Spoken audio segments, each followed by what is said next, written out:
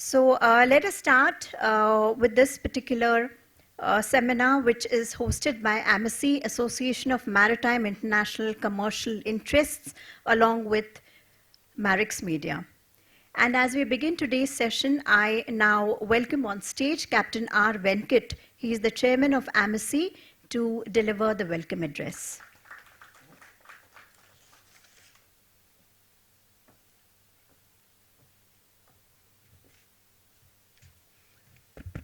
Good evening, ladies and gentlemen. We thank all the dignitaries who have come here, taking time off on a Saturday evening to spend some useful and give good thoughts how we are going to move forward, how we are going to prepare a memoranda and give it to the people who can take some decision to correct or improve the existing systems. This seminar was arranged by Captain Suri Pullat, who is our founder chairman. Through his contacts, we said we'll do it in Mumbai, followed by some other cultural program also we had planned, but unfortunately, due to some reasons, we avoided it. That's why we hired this wonderful hall, and Kamal Chadha was leading it from the front.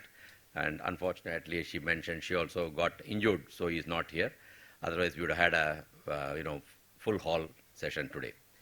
So this association was formed about 8 years ago with a view of giving some ideas, whether it was taken into account or listened, because we as mariners, we felt we should open our mouth, even if it is not heard, even if it is not taken into account. Because when you start speaking about whom we can speak about, it is not about the private entities we all can always speak about. It's always against the governments, against the flags, against the administration.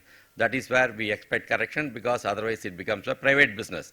I have no interest or no comment to make how you run your private business, but we can always go and open our mouth as activists or as think tanks or as consultants and give ideas to the government, whether we like it or not, whether they like it or not, but we can keep on giving our ideas. If it is in the right value and in the right direction, sometime the government will look into that. With this idea, we formed this small group of professionals. Now we have about 40 to 50 members spread across the world, and we are continuing our efforts by conducting such important seminars, and it is becoming more visible now. So we have got more members joining. After each seminar, we get more members to joining our association. We look forward for better interaction with the people in the power, so that our ideas are heard and some action is taken towards the welfare of seafarers and for general improvement of the shipping industry.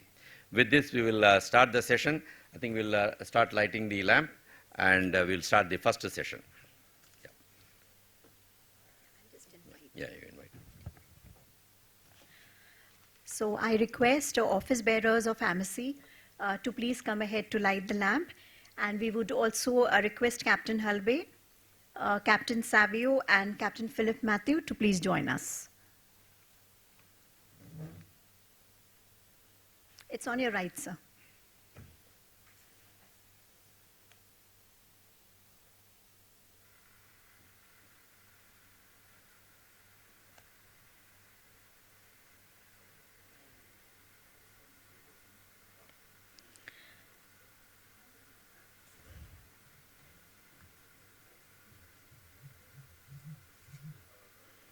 So they say whenever there is darkness, there's no need to condemn the darkness, there's need to light a lamp.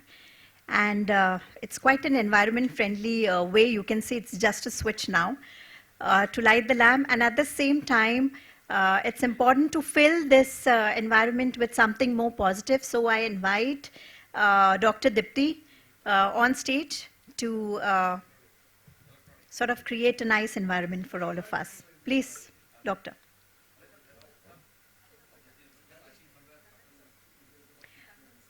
Captain Tandon, can you please join us?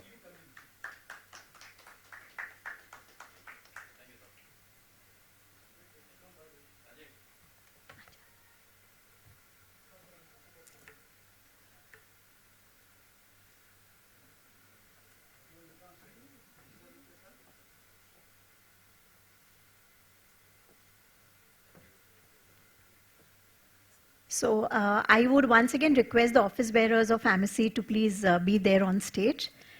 On behalf of Marex Media, we would like to present to you the Maritime Icons book, which was published by Marex Media.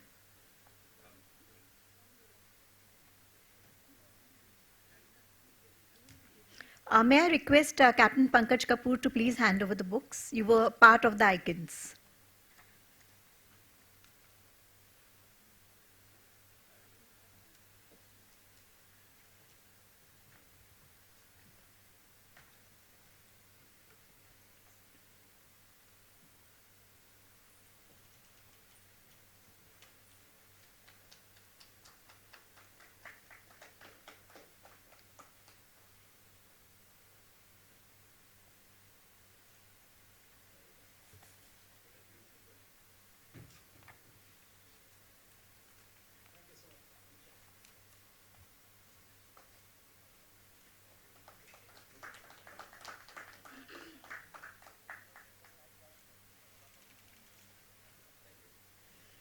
Thank you, gentlemen. And we now begin with our panel discussions.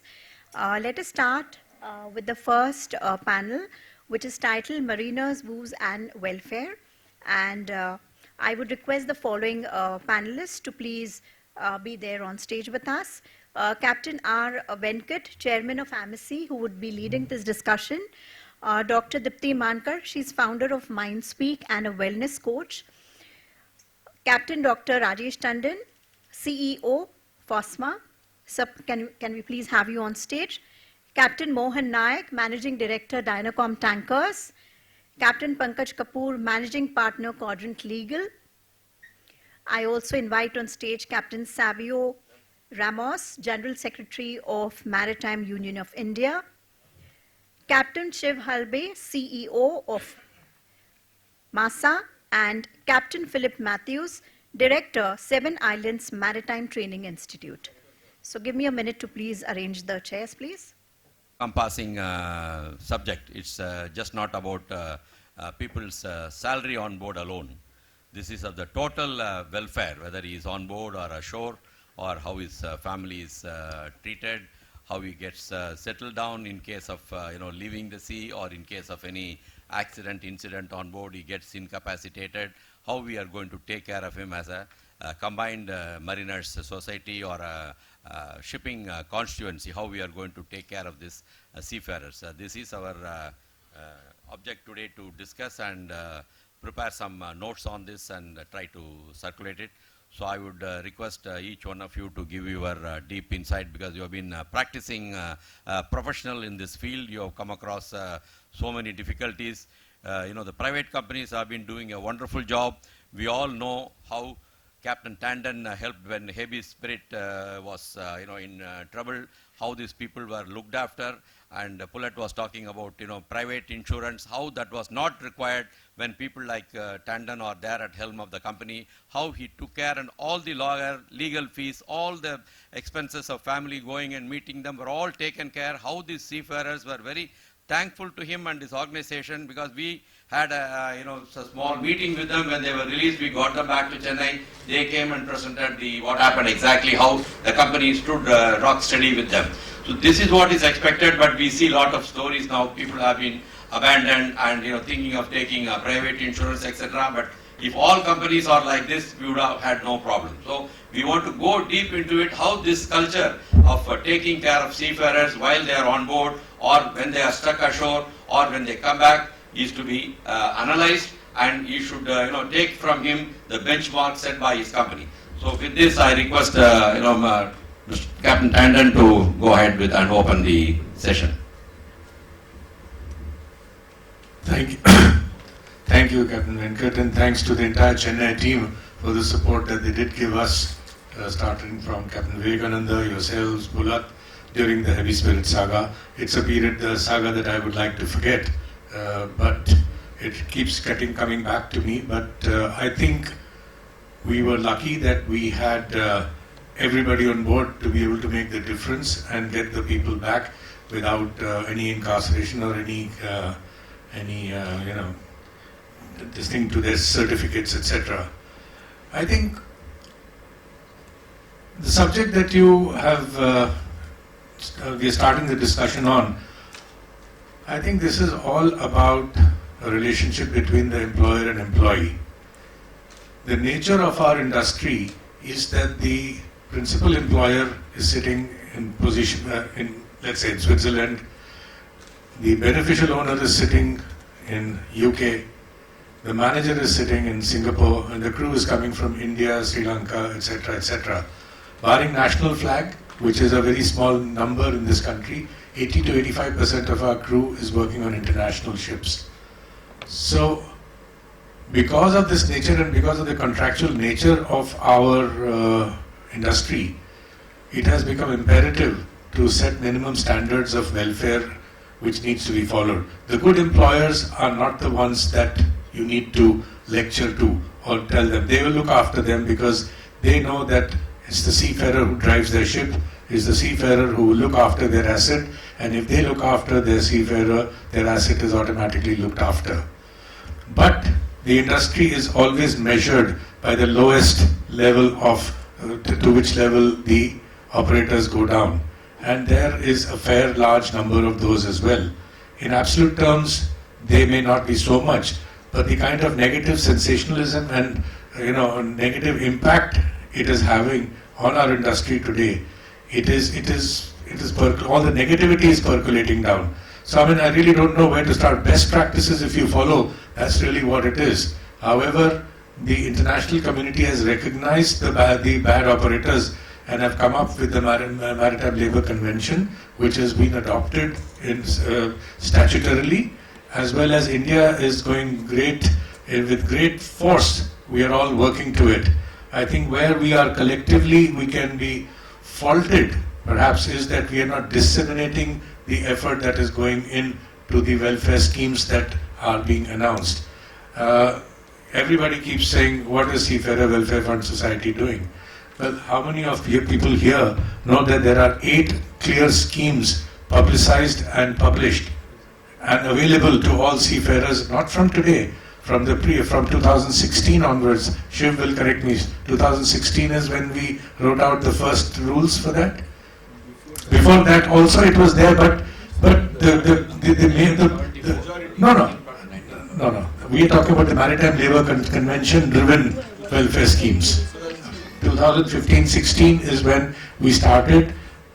Baby steps at that time, but it is gaining impetus today. There are 8 schemes already published, and it is on the website.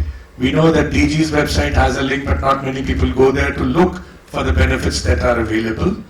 And therefore, FOSMA has put it out yesterday on our website with the list, as will MASA and as are all the other industry things.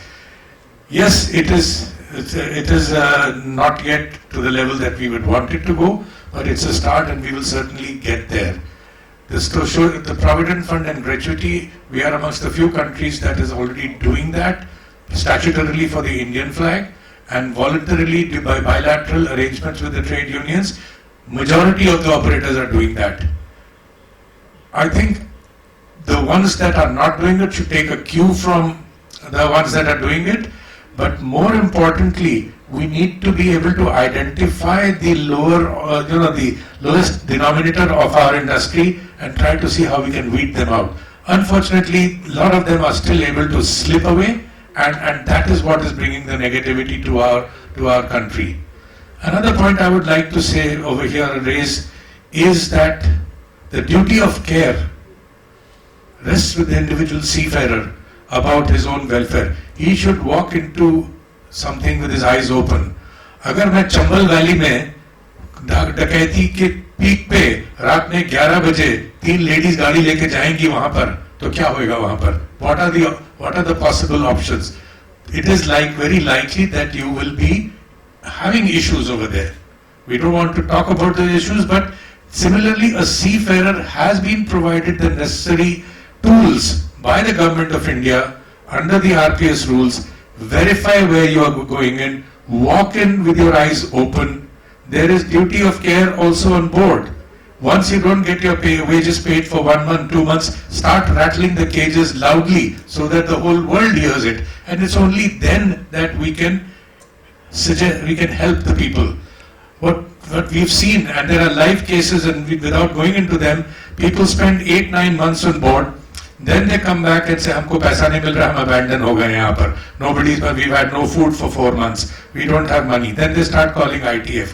They do not say that they actually took a Dubai tourist ticket, went to Dubai on a tourist visa, joined a ship over there without going through the proper system. Yet they expect the care from the DG shipping.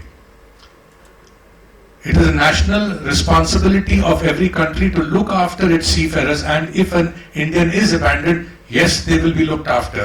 But it has to be a two-way street if we want to minimize and reduce the numbers.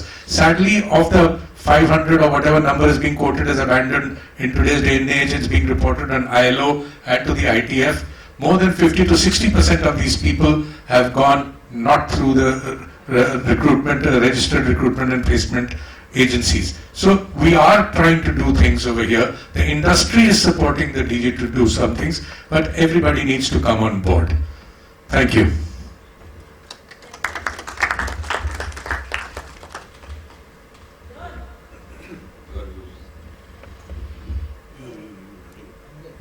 Alvesa, your views on this subject, how we can improve the welfare of the seafarers and how to prevent them getting into such traps. Good afternoon, Captain Venkat. Thank you very much, and thank you, AMICIE, for organizing this event. As Captain Tandon rightly pointed out, that welfare is an all-encompassing subject, and right from the smallest to the biggest, it's still welfare. And digressing a little bit, last evening we had a MASA event, a general body meeting, and one of the persons who was attending, he had sailed with my company 15 years back, and now he was a manager in a company. And he came up to me and he says, "Did you recognize me?" I said, "Not really, but you are familiar." I tried to wriggle my way out of it. He said, "My name is so-and-so, so-and-so." And he said, "My wife remembers you very much." Wow, I said, "Why?" He says, "When my wife was expecting our first child, when I was on board, you actually called her up to ask her how was she doing." I said, "I really don't remember." He said, "She remembers. And today I told her that I'm going to be seeing you." So she said hello. I said, "Well, it's very nice." So when we talk of welfare, this is also welfare. What has happened is also welfare. But can it be done for everybody? I doubt it. It cannot reach out.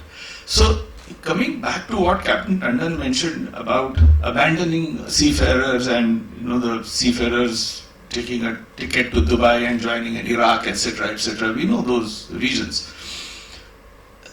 The Maritime Labour Convention is quite clear in the responsibilities of various entities in repatriating an abandoned seafarer. It is absolutely clearly structured and laid out, and they have failed us.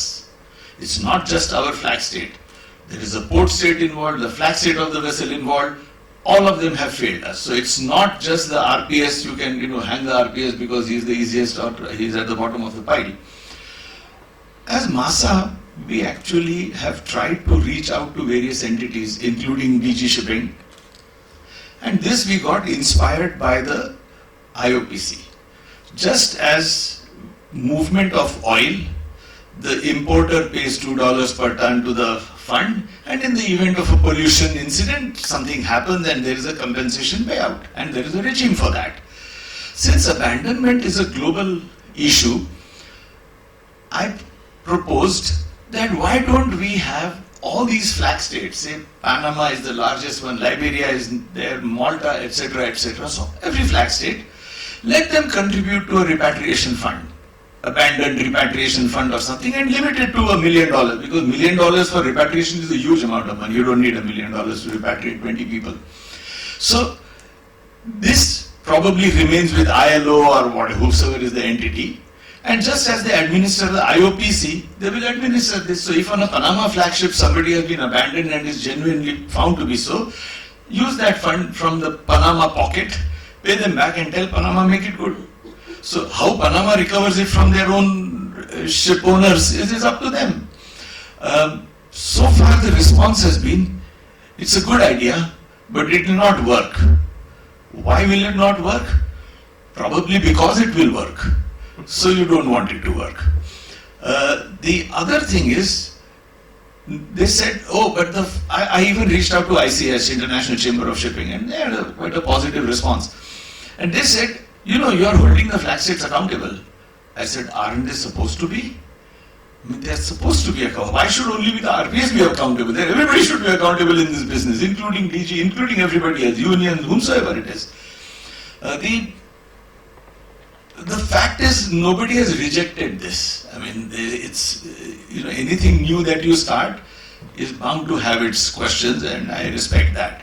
So maybe as the people on the panel here, is something to think about. This was only as you say, you toss a hand grenade in the crowded market and actually it has nothing in it. You know, it is just a simple cracker, and it creates mayhem there.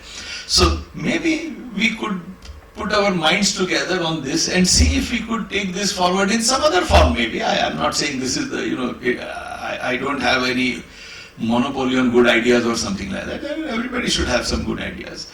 So we need to think about these lines. India has been smart enough to propose an amendment to the Maritime Labour Convention, because when this repatriation issue came up and 4 months, etc., that happened, the problem was that the port where the ship was abandoned demanded that the ship be manned to safety standards. Now it comes, how will you pay them then? Because you are putting seafarers on an abandoned ship now. You know, so it was making the matter worse. So India had taken up that issue at ILO. Digressing totally, we have certainly a major issue with surely for Indian seafarers. And I am talking about Indian seafarers specifically because in our own country we have an issue for Indian seafarers. So let's not discuss about Indian seafarers or any seafarers elsewhere.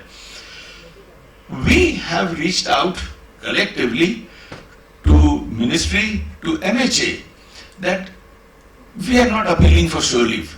First, kindly put it up on every port's website, shore leave permitted or not. First put it there. They are not ready to do that.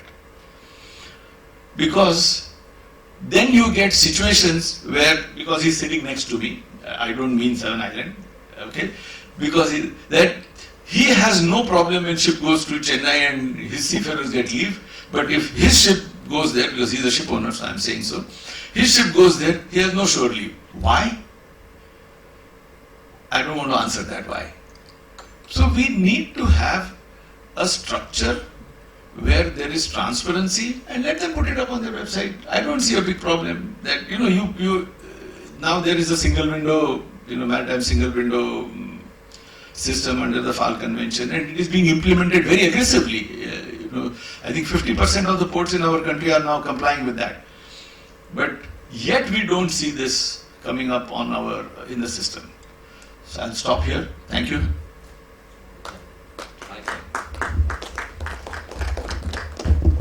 Thank you, Captain Venkat, Captain Pulat, and all the organizers of this very wonderful second seminar. Thank you for inviting me here. This welfare of seafarers has been an ongoing topic for a long time, and now it's really the taste of the town now, so to say. Everybody is now looking after it and trying to see what best can be done for the welfare of seafarers. From my point of view, I wear actually 3 hats.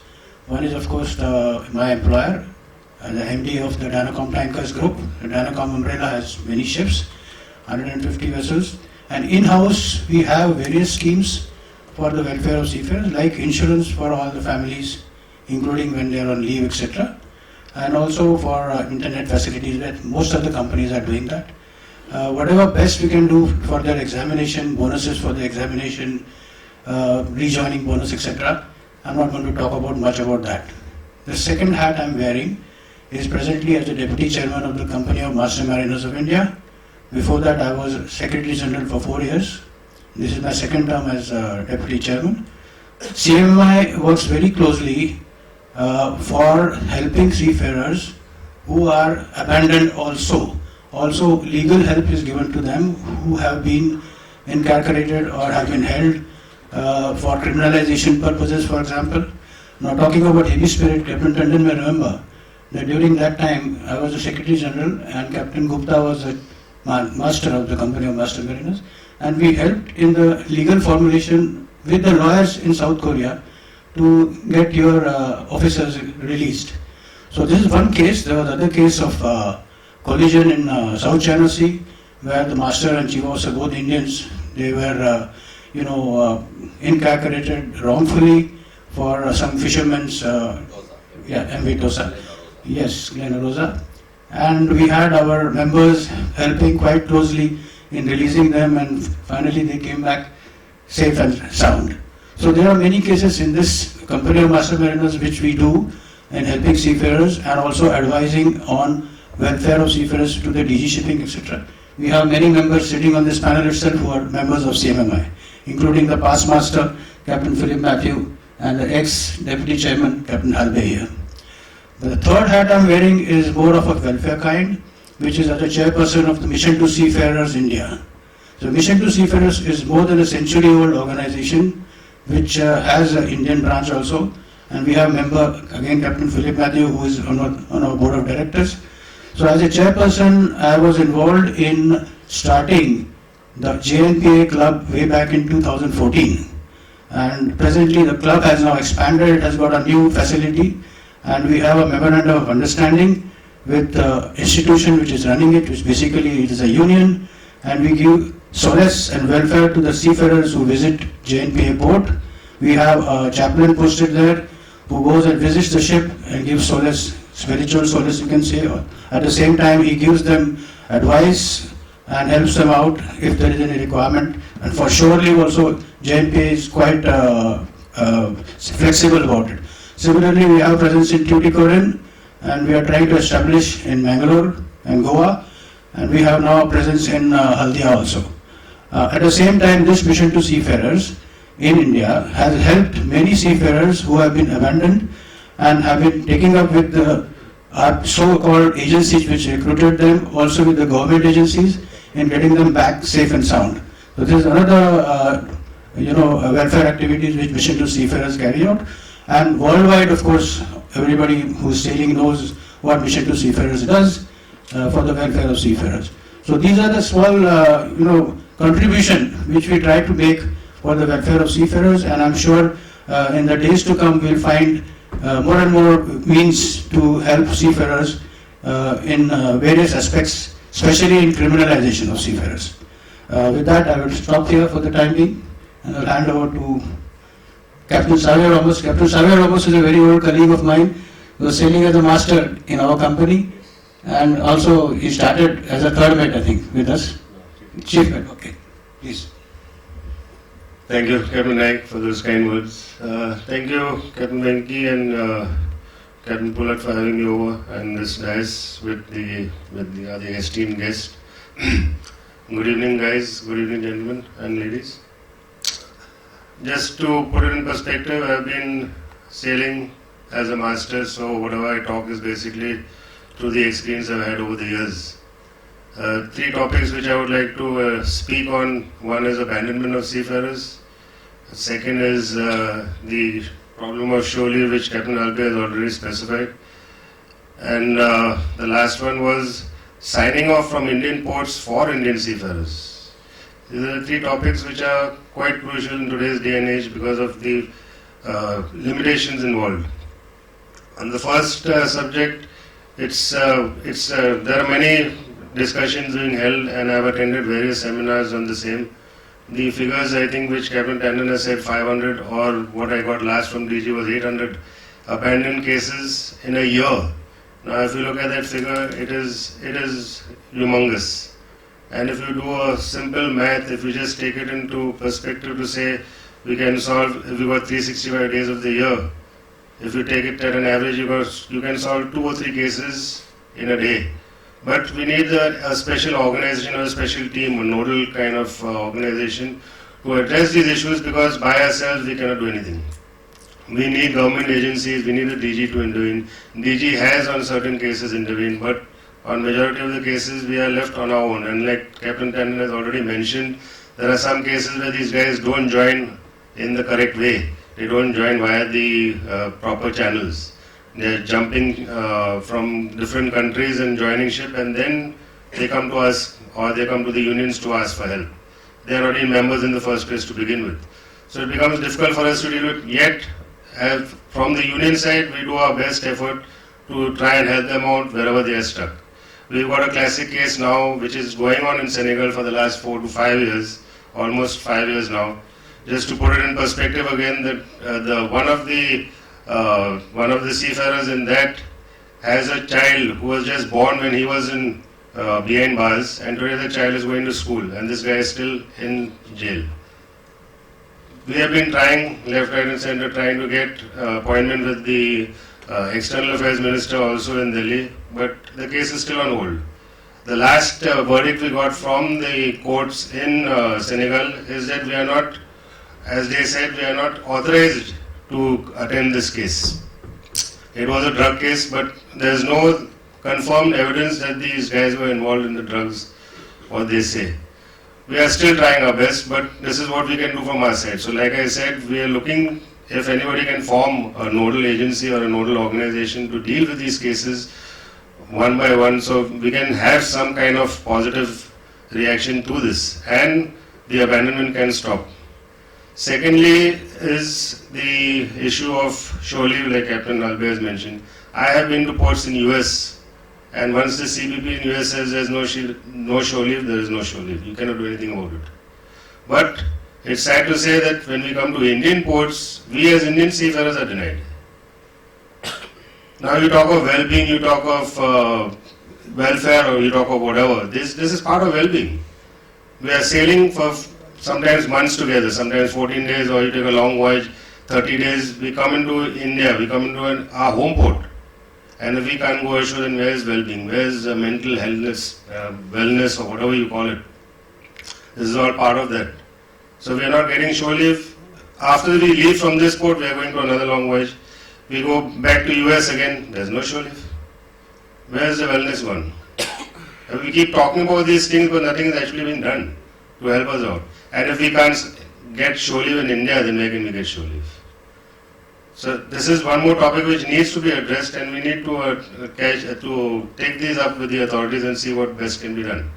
And thirdly, sign off from Indian ports for Indian seafarers. This has happened to me to one of my ships in Gujarat. The Indian guys could not sign off, and the reason the authorities gave was that there was no immigration officer or there was no immigration station close to the port. Now where do we sign off next? The next port is probably after 14 days or after 18 days or after a month. MLC comes into play, the guy has finished his contract. These are all the obstacles we face, and we are trying to address these issues, but we need help from organizations. As a union, we try our best in whatever we can, but we need help mostly from DG and from the other ship owners as well to help us and to assist us in this. I won't take your time, gentlemen. Thank you very much.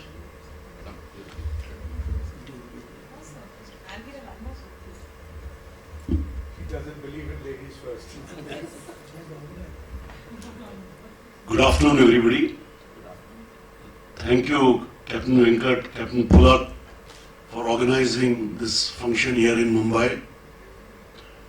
Well, because of the heavy rains in Mumbai, probably there would have been less people, but anyway, this is a great thing to have come out with views, and I know the last time you did, along with CMI, the MS Act in 2017, which we had in the CMI office.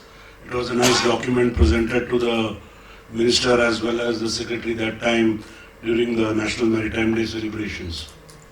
Well, finally we see at the Act is enacted and approved by the President this year.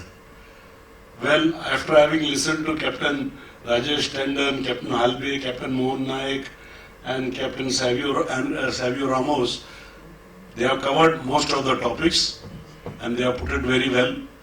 But then I, being from the Indian companies or having served Indian companies all through my career and having been in the negotiating team for the INSA MUI and NMB agreements, I would like to put forward my views, So, well, it may be sometimes controversial, as I am always, so, but then I have to place it on record. Well, first and foremost, we talk so many things. Ever since I came ashore shore office in 1999, we have been talking about the taxation for Indian seafarers. Have we made any difference till today? See, my dear friend Captain Ramos, it is up to you, along with bodies like INSA, ICSA and other companies, to take up this more vigorously. We have to put it up, but it is not possible that we write a letter and we wait. ये सब नहीं होता है, कुछ नहीं हुआ अभी, इतना सालों से we are seeing it, but nothing has happened. We have to take it. Second, one important thing is this taxation. Because of the taxation, the Indian companies, they have to live in the market with my friend Captain Rajesh Tandon, and this we have to gross up wages, which my friend David sitting there will agree. We have to gross up wages. That increases our operating costs. So that is a big problem which we face. And some companies cannot do it. It is difficult. So what do? They suffer. The quality of manpower for the Indian flags are suffering. Well, as you have already mentioned about the abandoned seafarers, as far as the last time I heard, there were some 869 seafarers who were abandoned and all that, and as for the IMO statistics. But tell me one thing, who has given all these people who have got these abandoned seafarers? I mean the RPSL, 60% as you said is RPSL companies, 40% are gone as tourist visas or whatever it is. But if 60 or even 40% have got RPSL license, on what basis did they get it? See, these are questions to be pondered upon. What type of licensing activity is taking place? See, we are preaching here already to the converted. All the good companies are sitting here. We don't have any case of abandoned seafarers. We don't have any case of people stranded anywhere. So these are questions we have to address. And these are serious matters. Then another thing which comes to my mind is, see, where are today why there is a shortage of seafarers, they say, but I find that at least in my company at the junior level I am not facing so much shortage. Yes, at second engineer, chief engineer level there is a shortage. But we also need to look at the examination system, and I am happy to see that the nautical wing has started a coaching for the orals at least. They have told the company of master mariners and who are working to start a coaching. But there are no adequate seats available for writing the written exams. There are no adequate number of seats in the training institutes for people to attend the course. Then what happens is people book tickets. See, it is not that the seafarers are also always taking the right steps. They book seats. If there are 100 seats in Noida, all 100 seats are full. But when the exam comes, you find that there are 50 or 60 people not attending the exam. Similarly for oral exams. And what is the reason for this? See, there are questions like this which has to be addressed. Because we are getting delayed, because people are saying they are not getting seats. But when the actual matter of fact is, when you go for the exam, I have sat in Bombay MMD and watched the surveyors taking examinations. I have found that in a day half the number of people, the students don't come for attending to the exams. See, for this also there has to be some action taken. And also we must see, if a candidate comes to your company or anybody's company and says, I failed oral 6 times, first impression is something negative. You don't want to take him. I am sure that about 30, 40 years ago, these things never happened. Nobody used to fail 6 times, 7 times. No, it was not there. So that is something very important issue to be addressed.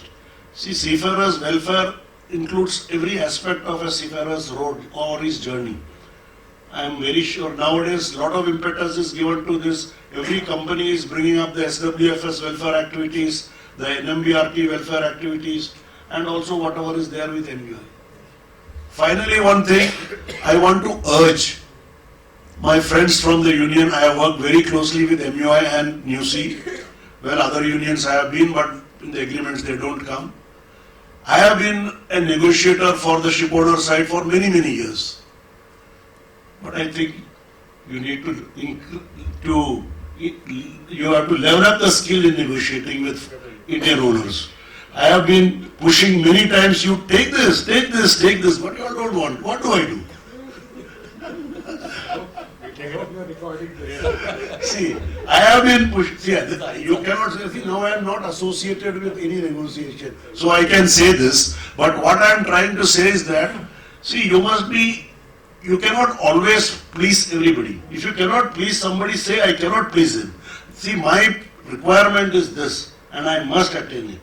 You know, I am not saying be unreasonable or something like that, no.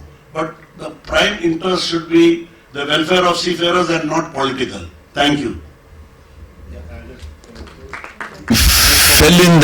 I fell in that cauldron uncalled for. So I will, not yesterday, before that. INSA has been at the issue of seafarers taxation for a long time. But apparently there is a lot of movement taking place now, and INSA had a meeting with CBDT chairman in Delhi maybe a month or two ago, and CBDT asked INSA, what do the foreign flag do? So INSA, because MASA and INSA have a very long association with National Maritime Board agreement for last 70 years or something like that, so it was natural that INSA said, ask MASA, you know, they have a lot of foreign flag seafarers, Indian seafarers on foreign flag. And INSA told me that, you know, we have given your name and number, you will expect a call, which I did get a call within 3-4 days. And I had to appear for orals at Income Tax's office in Pedder Road, the commissioner, and to all revenue services, of course. And they had a lot of questions and details that they wanted. What is a CBA, what is Maritime Labour Convention, etc., etc., a lot of them. And they asked me that how much truth is there in INSA's claim about 30% tax. TDS is the law, so if in India you pay a salary, TDS is applicable. So what they are saying is correct. They said, but आपको तो NRI मिलता है. I said, हाँ, और वो लीजिए, don't take it away. I said, that is a business model we have, so don't touch it. She said, no, we can't touch that. But why can't the Indian seafarers also be NRI? I said, it's permitted under the Act, but they have to be there 183 days outside. Their contracts are not 183 days, they are only 4 months or 3 months. And if they don't join, then there is a problem. So I said, and when you say don't join, don't assume that the seafarer doesn't want to join. Maybe the company doesn't have a vacancy for him, that is also possible. So, which they agreed, they said, इसको solve कैसे करें? I said, छोड़ दो उनको. Since you asked me, don't charge them tax. Because INSA gave one other statistics that more than 70% of the Indian seafarers on the foreign going Indian ships actually achieve the 183 days threshold. They actually achieve it. So if you are 70% you are giving, you might as well give the other 30%. That is what INSA's appeal was, which of course they will not be doing. The new secretary yesterday called the unions. It so happened that I was present. But then I was thrown out of the meeting, saying union का साथ है meeting, and they said आप लोगों के साथ में in person meeting होगा बॉम्बे में. So we better read the act carefully, Captain Tandon. So that is that. I mean, it doesn't answer your. But we were expecting at Bhavnagar an announcement to come on to this effect actually. Let's go to Bhavnagar and make the announcement. What is the problem? Thank you. Just on that, yesterday with the CVDT, I think it was in Delhi, and we brought forward our views, and the union had sent a mail some time back regarding this TDS, 30% deduction of TDS. So we have put forward a request again, and he's taken that up on a serious note to say that they will try and reduce it to 5%. That is the current this which we fought for yesterday. Okay. And we are pushing for it to happen, so let's see how it goes about that. Not foreign now. No, for Indian. This is for Indian, not for foreign. And just one more anecdote on the orals which you were talking about. During my time, when we were sitting for orals, there were a lot of candidates. So the surveyors were called even on Saturday and Sunday to attend for the orals. So unfortunately, one of my friends booked and he was not ready for the orals. He didn't want to go in because he said he was not prepared. I'm not naming the surveyor, but he went to that surveyor, and the surveyor happened to know his parents. So when he called him in, he asked him first, "You were absent, why were you absent the last time?" So he says, "My mom was not well." And he knew his parents were hale and hearty. So he took out his red pen, marked him failed, conducted the full orals for 45 minutes and told him, "Next time you want to book for the orals, be prepared and come for the orals. We are not sitting here just to have fun or just to wait for you."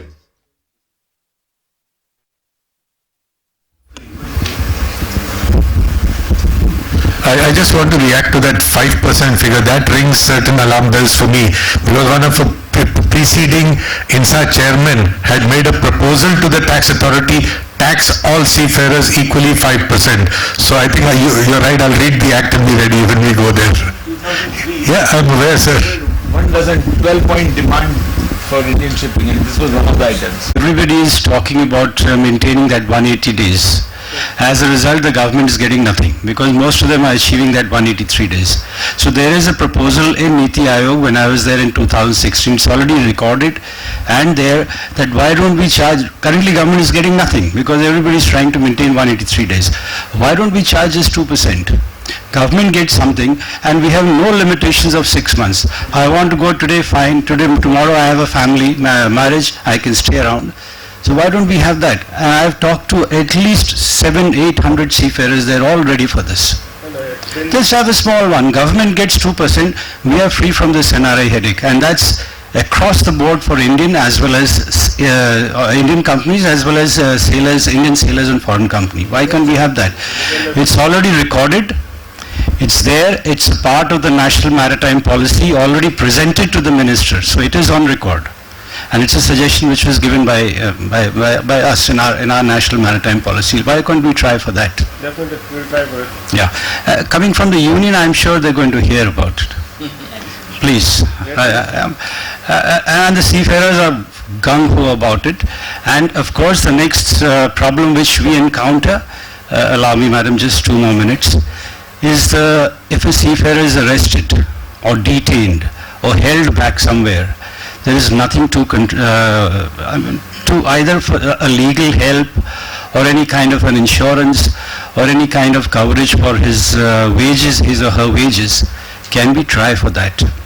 I have spoken to multiple seafarers, maybe close to 1,000 seafarers. Our law firm helps seafarers when they are on ship free of cost. We don't charge a single pie. We just helped 15 seafarers who were arrested in Mauritius. I don't think anybody here even knows about it. 15 days back, the entire ship was arrested for drugs on board, so we helped those people.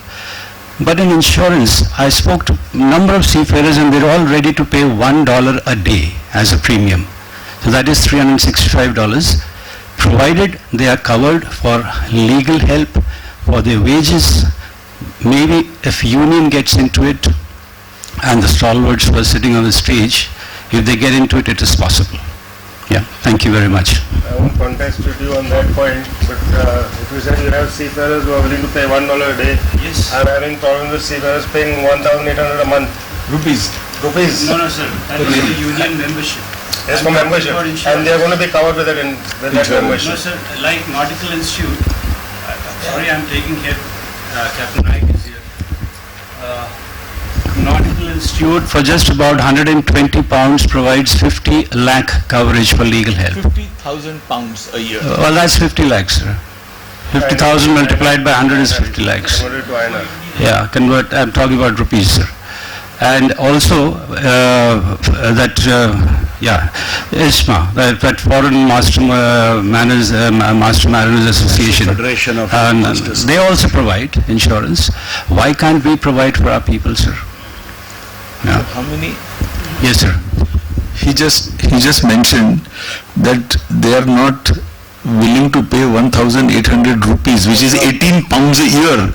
And we are talking of 130. I am also a Nautical Institute member. I just paid, it's 135 pounds for a fellow, I think. Yes. So I just paid that, and I have no certificate to insure because mine is already dead. Absolutely, sir. I agree. But people are not willing. They're not willing.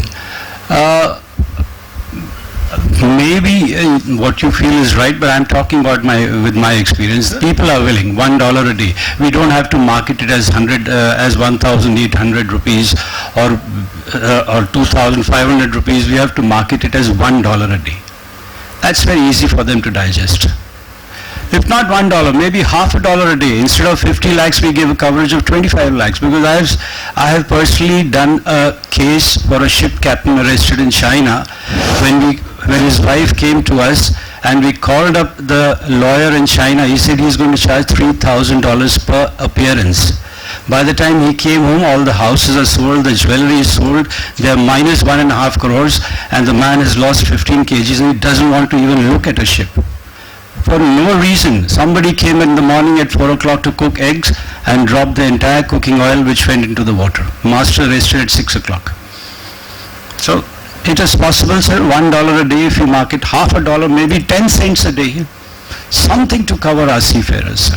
Thank you, Pankaj. Thank you. Yeah, I think I'm going If I may just add, if you ever need to do anything with IFSMA, the current boss there is an ex-colleague of mine. We've worked together for 25 years, so we can open a dialogue and have a conversation. Andy Cook, Andrew Cook, Andy Cook. He was my ex-colleague in V-Ships for 25 years. We worked together. So any help required there, we can always take it up. Thank you. Thank you. Okay, I think we are, because, yeah, okay, we are just, yeah, it's time up, so I'm just going to, no, that's a, no, absolutely okay. But after hearing to all of that, so my work with seafarers, I think everybody sitting here does know. I interact with them on regular basis, and whatever issues you all are talking about, yes, it's to do with welfare, but I'm going to focus a bit on their life on board. And yes, all the big companies do a lot of things. And if that is true for all companies, then still why do we receive calls and why are they in distress so many times for smaller things? And I think it's not that the seafarers need too much on board. So in fact, just 2 days back I was sitting with officers and we were having a session, and I asked them, what is it that you all want exactly on ship and why you all so much in distress? So one thing which they really pointed out was the fatigue level on ships, and they're not able to manage it sometimes. And in fact, when I was at the DG office 2 months back, the month of May, if I'm correct, he told me that this has been the highest record of deaths, Indian seafarers, 27 cases in just 1 month. And a lot to do with cardiac arrest, and I was shocked to see the figure because we were sitting and discussing, and when he shared the figure, so 27 in 1 month I think is a very big number. So when we talk about welfare, I think health is extremely important. We also need to sit and analyze why is it that the age group between 35 to 40 who are working on board, and we are in so many groups and CMMI groups and all, we hear a person passing away, cardiac arrest, person suddenly passing away, cardiac arrest, and so many such cases have come to us and we have seen it. So I'm more concerned about why is this figure escalating so much. Is it to do with the stress on board? Is it to do, because nobody can just get an attack out of the blue suddenly. Any physical health condition takes time to form, and it takes time to actually come out and the person passing away on board.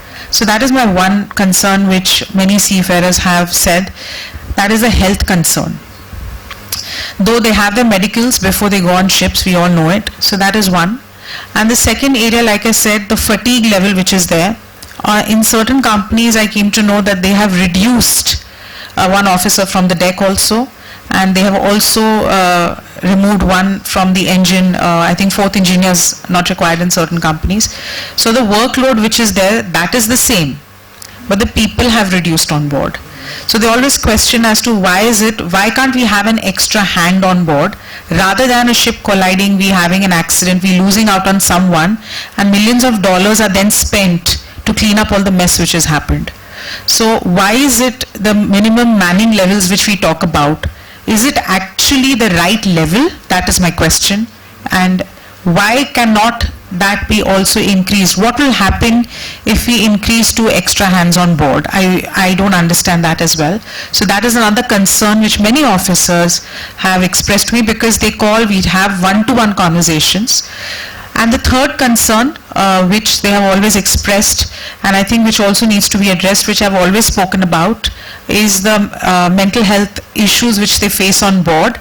Yes, they do call, they do come back, and then the company say, you know what, you take rest. I've had a case where the company repatriated and nobody was ready to even take his call. 6 months he kept on trying and the company kept saying, yeah, we'll find a ship for you, it'll happen. But eventually it did not happen. And then he came to know from the internal sources that they're not going to even take him back. So these cases are not one, there are many people who come back, and that is causing them more distress because they have lost a job. Anxiety, the way they face it, because they are the ones who are running the home, and they're saying for 6 months, if we don't get money, we are not, how do I run the house? And that anxiety has caused so many health issues, and the whole family goes through so much of sadness and so much of a lowdown. Suddenly a lifestyle which is this has come to rock bottom. So why is it the companies, and these are not smaller companies, I know you all are saying we need to address the bottom level, but these are happening in big companies. These are not happening in small companies. And many companies have a lot of schemes, lot of welfare, counselors, psychologists, all of that, but still, why is it that they don't call their in-house psychologist and they call a person third party and they discuss all this? That means something is not happening right in the company. They're not confident in the steps which have been taken by the company. And I always see it very openly, it cannot be a tick box activity, no matter how much welfare we are talking about here, but you talk to them on regular basis, you see what they're going through on board.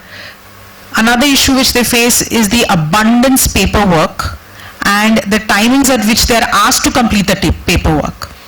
Like at 12 midnight, the person has finished an operation and he gets a mail, and in the end of the mail he's saying, ma'am, every time, everything is ASAP only. They don't realize that we are finished an operation, we are midnight, where are we, where is the other person sailing? Is it so important for that one photograph to reach at 12 midnight? So should we complete our jobs or should we now? So he's saying we need a photographer, and usually it's a cadet or someone who's busy clicking pictures now of everything which is happening. So I think something is not right. Does everything need to be reached at that moment? The minute it is reported the incident has happened, the mails which shoot out, please send this, he's saying, so should we handle it or should we keep doing that? So captains whom I've spoken to, you all are captains here. And I'm sure you understand how it was earlier, that things used to be resolved and then the company used to know that, okay, they are resolved. So either you're not trusting your captain, trust is another factor. They're saying, do they trust us with our work or not? And we know what our responsibility is. But imagine office staff telling the captain, telling the seafarer what to do all the time. Then they're saying, what is our job then? It's just become a statement that the captain has the, what's that dialogue? The last authority on ship, what's it called? The last word on ship is always the captain. He's saying it's not there anymore. Overriding authority, yes. They're saying, ma'am, these are all bookish and these things are gone in the past, it's not there. So he's saying we have become more like clerks, but we are not the seamen. The job which we are supposed to do, our focus is shifting from that, and that is causing them stress. So it's not the work. They are there to work, they want to work, they know their work. But what is stressing them out is this continuous pressure of reporting. The reporting has increased so much, he's saying that sometimes we are scared that in that stress, if we miss out something, then we are questioned so much that we feel, is it worth sailing anymore or not? So for me, these are welfare concerns. I have a list of 50 things I can tell right now, paucity of time not, but because I talk to them regularly, and that's the reason I'm saying that yes, these are, we need to resolve issues on board as well. Companies need to understand that as well. And I don't think any shipping company is a poor company. They cannot say, because when I go to conferences, they spend lakhs of rupees on conferences, entertainment, this and that, but they're not ready to put one extra hand on board. So I don't like in the sense I don't support that, but I think these are things because all of you have sailed, and I think it's very important that we give the seafarer that respect, and if we really care for them, let us give them which will ease out and they will perform better. There'll be less stress. We'll not have so many people fainting, so many people collapsing, and yeah, so because the whole family gets affected with it. So when we talk of welfare, we should not forget the family is a very important part of their welfare. Unfortunately, the word family has been removed from the MS Act. It should not have been. It's removed. So yeah, I think I can go on, but I know there's positive time. See, madam, I have one question. See, most of these unfortunate incidents I see are not basically ship related, it is due to family matters also. So my question is the free internet, the social media provided, is this partly or in some way responsible for all this? Because earlier we never heard so many things which are happening now. Yeah, no, I agree with you. Now the Starlink has also come. But I feel, yes, internet is definitely a contributing factor to the distraction level which has increased on board. And everybody's a lot influenced by the social media, by the family. And that's why I said family should never be removed from the picture. Because always when we have sessions, we also tell the wives, you should know how much information should reach your husband on board and how much you should filter. Everything cannot reach on board. Having said that, whatever points I said before that also about the work aspect, the fatigue aspect, that is work related, but I agree with you, it is also family related where they are getting distracted and a lot of pressure comes from the family side as well. So they are both equally, I think, involved in... See, regarding that extra officer what you mentioned, the last MSc I believe they have discussed about looking at the SOLAs where the safe manning rules are there, they are thinking of having a relook at that. I really hope that happens because many officers have met and they said if they can provide us with that, then everybody will, because like you all are discussing MLC, we all know what is the rest hour, but we also know it is not maintained. We also know people tweak it. We also know that companies also say, हाँ change कर दो थोड़ा भी नहीं हो सकता है, समझ जाओ ये operation है, वो operation है, and it is not maintained on so many ships. And sometimes the officers is told हमको company से बोला गया कि इस time tweak कर दो. So these are there. Let's face it, we are talking openly, so I'm talking openly, that though the thing is there, but it is not always maintained. And I'm sure everybody sitting here knows that. It is not maintained every time and it affects the health of the seafarer. It really does. Thank you, madam. Let's hope with the new MS Act, Section 13 has been introduced with a special department of security, and he is from the Ministry of Home Affairs. I think he's already an officer there. Probably he'll be doing that job and rules will be coming out. He is going to be the interface between the ships and ports. That's what the Act says. So let's hope the shore leave situation improves with the man talking to the same agencies which are giving the protection, because immigration and also the CISF comes under the Ministry of Home, and this security section newly constituted in DG perhaps will look into that subject. And for the manning, it's become between the owner and the flag. The unions have no role like the olden times, because previously the unions used to go and say what kind of a manning used to be there per ship. That is removed. The owner gives a matrix, he fills it up, and if the flag accepts it, and the people are posted with a safe manning document. But if there is any breach, short manning and all that, then the people must be careful. That nobody can come into that picture because nobody knows it. Even the administration will not know till the time they are caught. That is a situation that's a different, an operator or a owner is not doing the right job. And about the abandonment, we have got this section 311 exclusively introduced for the DG shipping purposes, not for the RPSL purposes. If the DG shipping takes over and nominates a RPSL agent to man, DG shipping stands in the queue along with the seafarers. Whereas if a RPSL agent on his own takes a ship and then mans it, even if it is abandoned, he doesn't get that priority at all. He comes only as a claim and he can do jack all about it if the ship is sold. Whereas DG shipping, when it does, because he did about 2-3 ships after the court order in Mumbai and other places, they have introduced this new section protecting themselves so that they can also stand and collect the money from the ship as a particular lien. So there's a distinction, and the RPSL agents may like to find out why they are being treated differently in the Act. And I would also suggest these unions, that we should insist on the government get into the major flags that, employ our seafarers into bilateral agreement. If you see the government of shipping website, we got a lot of technical agreements between countries like Norway and, Holland and all that. But we don't see any bilateral agreement whereby we protect our seafarers' interests. No such agreement has been entered by the government of India to the traditional people who employ our seafarers. Whereas other ministries have got some agreements for the Gulf countries, we have no such agreement. Probably the unions and other stalwarts in the field would like to look into this, and we can get into agreement whereby this repatriation and trial and all that can become easy. Maybe you get caught in some small country like Senegal, which is not a place. Most of the countries, because it's all in the ILO protection for repatriation, we can definitely have a bilateral agreement with the major flag states so that our seafarers are repatriated not by us also. That flag state also takes some interest and insists on the crew being repatriated. So with this and family, she mentioned why family is missing from the act also we have to see, because we all have seen most of the shipping companies, ship owners have been compelled to comply with the requirements of welfare, whether on board or by contribution. So the constituents must ask, what is the government's contribution into our welfare?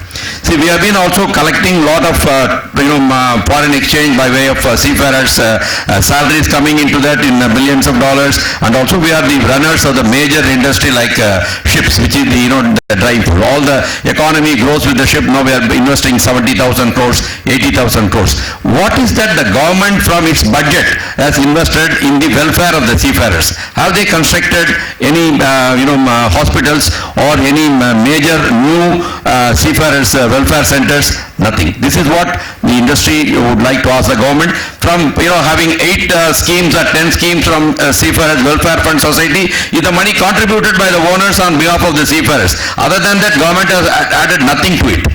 And if you take the Provident Fund is between the owner, seafarer, and government is the custodian, and we are also paying the administrative charges for it. So government is doing nothing towards our welfare as far as the Provident Fund is concerned, and Seafarers Welfare Fund is our own contribution. It's a very small kitty. Where is the contribution from the government? Where is the budget? They are budgeting for all other industries, all other workers. For the seafarers in the organized sector, we have done nothing. So the industry must ask the government, leave alone the aside. Give us some money every year, 100 crores, 200 crores, let's build some hospitals, let's build some welfare centers for the seafarers. With that, we will make our brief, and thank you for your patience. The next session will start. Thank all participants. Thank you very much, sir. Thank you, sir. So thank you to all the panelists. We now move on to our next panel, which is recent maritime disasters off our coast of India, and for which I would like to invite on stage Captain Suresh Amirapu, immediate past president of AMICIE, Captain Surya Narayan Pullar, founder and past president of AMICIE, Captain R. Venkat, chairman of AMICIE, and Captain Pankaj Kapoor, Managing Partner, Quadrant Legal. Developments which took place along the Indian coast, disasters actually. The problem which before we jump into that, since I've got the mic in my hand, and as I said, the previous session overran, I wanted to say a few things from the audience, but I didn't get a chance. But now, unfortunately, they put a mic in my hand, so I'm going to grab this opportunity and say it. One was about immigration. Actually, one of the big problems is that including this case where the Gujarat, in one particular port in Gujarat, they claim that there is no immigration facility. Now, the Ministry of Home, okay, by the way, I happen to be in the port sector, so one of the master mariners who kind of laterally shifted into an adjoining field. So I'm a little bit involved in what happens in the ports. One of the requirements of any port is for the Ministry of Home Affairs to declare it as an ECP, which is immigration checkpoint. Now, if the port is not declared as an ECP, then we run into trouble, because that's a beautiful excuse to say, sorry, we can't do anything, we just don't have the facility. rather than looking at it as from a more practical and human perspective, to say that this is a part of life. The seafarer has to go home, he has to go, he has to visit a doctor. And why only Indian seafarers? Even foreign seafarers who come to India, they may have to go to see a doctor, they may want to step ashore, there has to be an ECP. Now, one of the suggestions that we made, you see, whenever a port is being constructed and a permission is given for a port to be constructed, it has a huge number of laundry lists of compliances that it has to fulfill. And I never see this being as a compliant, that the port must also have an ECP. So we've been trying even at our industry, and we have an association also, IPTA, Indian Private Ports and Terminals Association. We've been trying to push this with the government, that you must have an ECP. And one thing that no port can even ever dream of doing is to start without getting an environmental clearance, which is given by the Ministry of Environment, Forests and Climate Change. And then that is at the central level. There are a whole host of things that we have to do at the state level, because there's a coastal regulatory zone, there's the coastal regulatory zone, the local government, the state government has to give a number of clearances. When you do all these, only then you can start the construction of a port. And once you complete the construction, you have to get something called a completion certificate. So we must now make it compulsory that no port will be given a completion certificate until it has an ECP, and no port will start until the Ministry of Home gives an in-principle agreement that they will give an ECP for that. If you do this, then we will force the ministry. See, one of the problems when we deal with government is everybody's in their own silo. The Ministry of Home is saying, who are you guys to come and tell me what to do? And I had this problem with Ministry of Railways, we had this problem with various PGAs when we deal with in the port sector. So this stuff has to be broken down. And I think if that is done, then now it becomes a legal obligation or a statutory obligation for them to provide this service. And then, of course, if there's a lapse, that can be done, taken up elsewhere. Another thing was pointed out about the examinations and the fact that there's a way people are not able to get booking for an examination, but when you go there, the guy who's booked hasn't turned up. I'm just wondering whether it's possible to have a waiting list.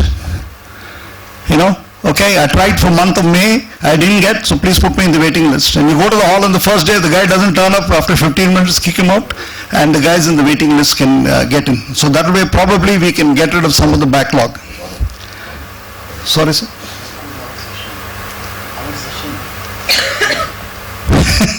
Okay, Captain Pulath is telling me you stop all this and start with our session, so I'm going to shut up now and move to the other point, which is of recent disasters. Now, I think one problem with the shipping industry as a whole is whenever there's a maritime disaster, it brings the entire shipping industry as a whole into a very bad light. One of the reasons, of course, is that the nature of the disaster, the magnitude of the disaster is so dramatic and large, headline grabbing, and once a disaster happens, it affects a whole host of people. Okay, if the ship is run aground, or if the ship is, or recently we had these 3 cases off the Kerala coast this year itself, a container washes up ashore, the pollutants or the fuel oil leaks, then it's a huge, it does affect a lot of people. It affects the livelihood of communities that depend on the sea for a livelihood. And then, of course, it's a beautiful millstone for the politicians to jump in and make a big hoo-ha about it. But the fact is that shipping itself is actually a very good industry, in the sense the record is very good. According to Lloyd's list, there's approximately 65,000 ships flying, manned by 1.4 million seafarers, and 98% of these voyages have been completed successfully, which means that sea transportation, ocean transportation is a method of transportation that is safe, environmentally benign and economic. And unfortunately, none of these rosy statistics makes a difference to the guy who's actually suffered. If the ship has gone down, some crew members died in that, then for his family such things are no comfort. It's no comfort for somebody whose fishing grounds have been polluted. And therefore the issue is we have to recognize that these are accidents that happen. Ships at the end of the day are machines. They are prone to break down. Like any other machinery, it's prone to break down. Perhaps worse, because the ship operates in an extremely corrosive environment of seawater and salt air. And added to that, of course, is the storms are so violent So anything made by man cannot beyond a point cope up with what nature has to throw at it. So these are if we recognize the fact that accidents will happen, then we have to move to a separate thing, is how to minimize, speedily minimize the impact of that accident, and then what are the mitigating measures that we have to take. Before I hand over the mic, I'll just kind of set the theme for this. One is, of course, shipping is an international industry, so there are a whole host of international conventions, and port states must comply with these, because they're well thought out. Most of these conventions are well thought out. Even in India, we see that we have not ratified a number of these conventions, leave alone codifying them and bringing them into our domestic law, and that is a big handicap as far as we are concerned. Then there is the operational aspect. How do we quickly move to mitigate the disaster? And lastly, of course, there is a fact of salvage itself. When the disasters of a nature that's beyond the ship's own resources, is beyond what can be contractually brought in here, then we have to get into the whole form of salvage, and salvage has to move very quickly. The disasters that we saw this year in 2025 also brought out one more thing, and that is, as you all know, there was another major disaster here, right here in Mumbai port, which was the collision between AMICIE Chitra and Al Khalija. That disaster was, there was a report about that disaster, an investigation which was done by Captain P.V.K. Mohan, who was at that time the National Shipping Board Chairman. A rare case of a person from the technical field who was made the chairman of the NSB. To my mind, and I've read a lot of accident reports, that's one of the best that was done. It was objective, it was sensible, and it gives a number of very realistic, practical measures to be taken. The fact that those measures are not being taken is very sad, and that's one of the reasons why we've ended up to where we are here in 2025. One important aspect, I think, is to understand what a ship can do or which it cannot do. Most people, the problem is when there's a disaster, we have a whole new audience. We have a whole new audience of the general public who don't know anything about shipping. They said, these guys are useless, they don't know how to run a ship, they don't know how to do this. This is happening again in the Indian coast. What is it? Must be this state government, must be that government. These people are not competent. All this kind of nonsense happens. Firstly, unfortunately, the maritime disasters really don't know any country. And before we start blaming India, we've had a very nasty case very close in our neighborhood, which was in Sri Lanka, where the Express Cargo Line's ship literally exploded due to dangerous cargo, and then she also sank finally off the coast, not too far from the coast of Colombo. And ironically, the only mitigating answer that has been done is to keep the master. The master is in jail in Sri Lanka, detained for last 4 years. And even as of last week, they came up with a claim of $1 billion to the shipping company, Express Container Lines, and the CEO of Express Container Lines has bluntly said they will not pay. So that's the somewhat sad situation where these disasters really end up. So with that little bit of a background, let me just bring my co-panelists in and then ask them to have their own views. Firstly, Pankaj, from a lawyer's perspective. Start with Captain Pulat. Everybody's scared of this guy and nobody wants to. Okay. It's like this. When there is pressure, so when there is pressure, you must be able to perform. So typically we are under pressure now of time, because the first session took an hour plus, where they only 40 minutes. So what we did is to switch session 3 to session 2, because session 3 is all about disasters. Actually we are in disaster. There is no solutions. The problems, if you ask me, if you want to understand in depth, let me not take time. We are coming out with an e-magazine. There are enough of information and articles in depth available there, but we are here to look at solutions. So essentially, in this response to disasters off the coast, what we have learned from the last 3-4 cases is there is no structured response despite international regulations like SOLAS and pollution and things like that. In other words, in India we don't have an authority who can actually get things going.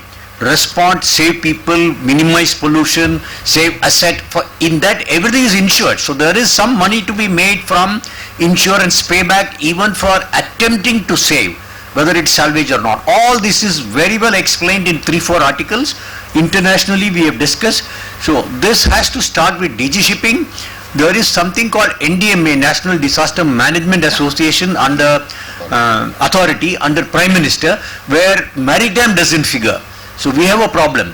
So slowly India has woken up to it, let's put it that way, and something should be happening. So that is the session 3 part of it. What we are also thinking is, since we have the specialist here, the ship owning people are a little late coming in, so we might, since Pankaj is here, we might go to the session 4 immediately after this to save time and for continuity. Look at the modern acts which Tripti has written about. So after Pankaj, we will probably round off with Venkat saying something about, what is the system, how we can go ahead, and then look at the next session. Thank you. I bring my own mic, sir. Thank you. But who can speak after Captain Pulath? He's already covered everything and he says better you don't speak because we have covered everything in the magazine. But yes, you're right. I was reading Madam Tripti's article. I think you have written it along with Raja and Aditya. Yeah, fantastic, very good. I only wish that it was a bit longer.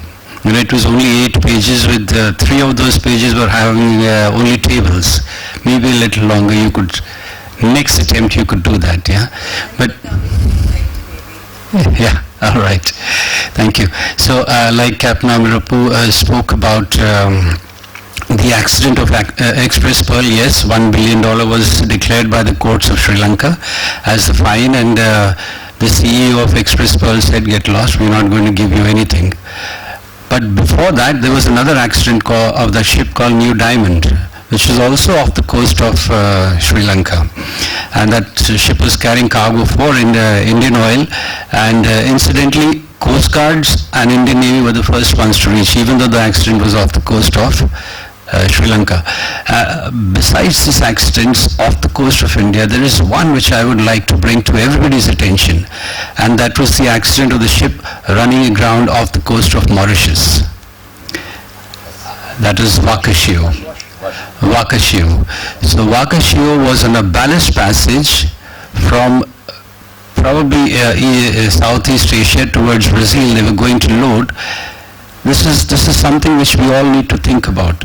On 21st of that month, Captain altered his course by just about 3-4 degrees, and the ship ran aground on 25th. What were everyone doing? We have a third officer and a second officer and a chief officer, and then on top of that we have a master on the ship. On top of that, everybody is monitoring the ship every 5 minutes.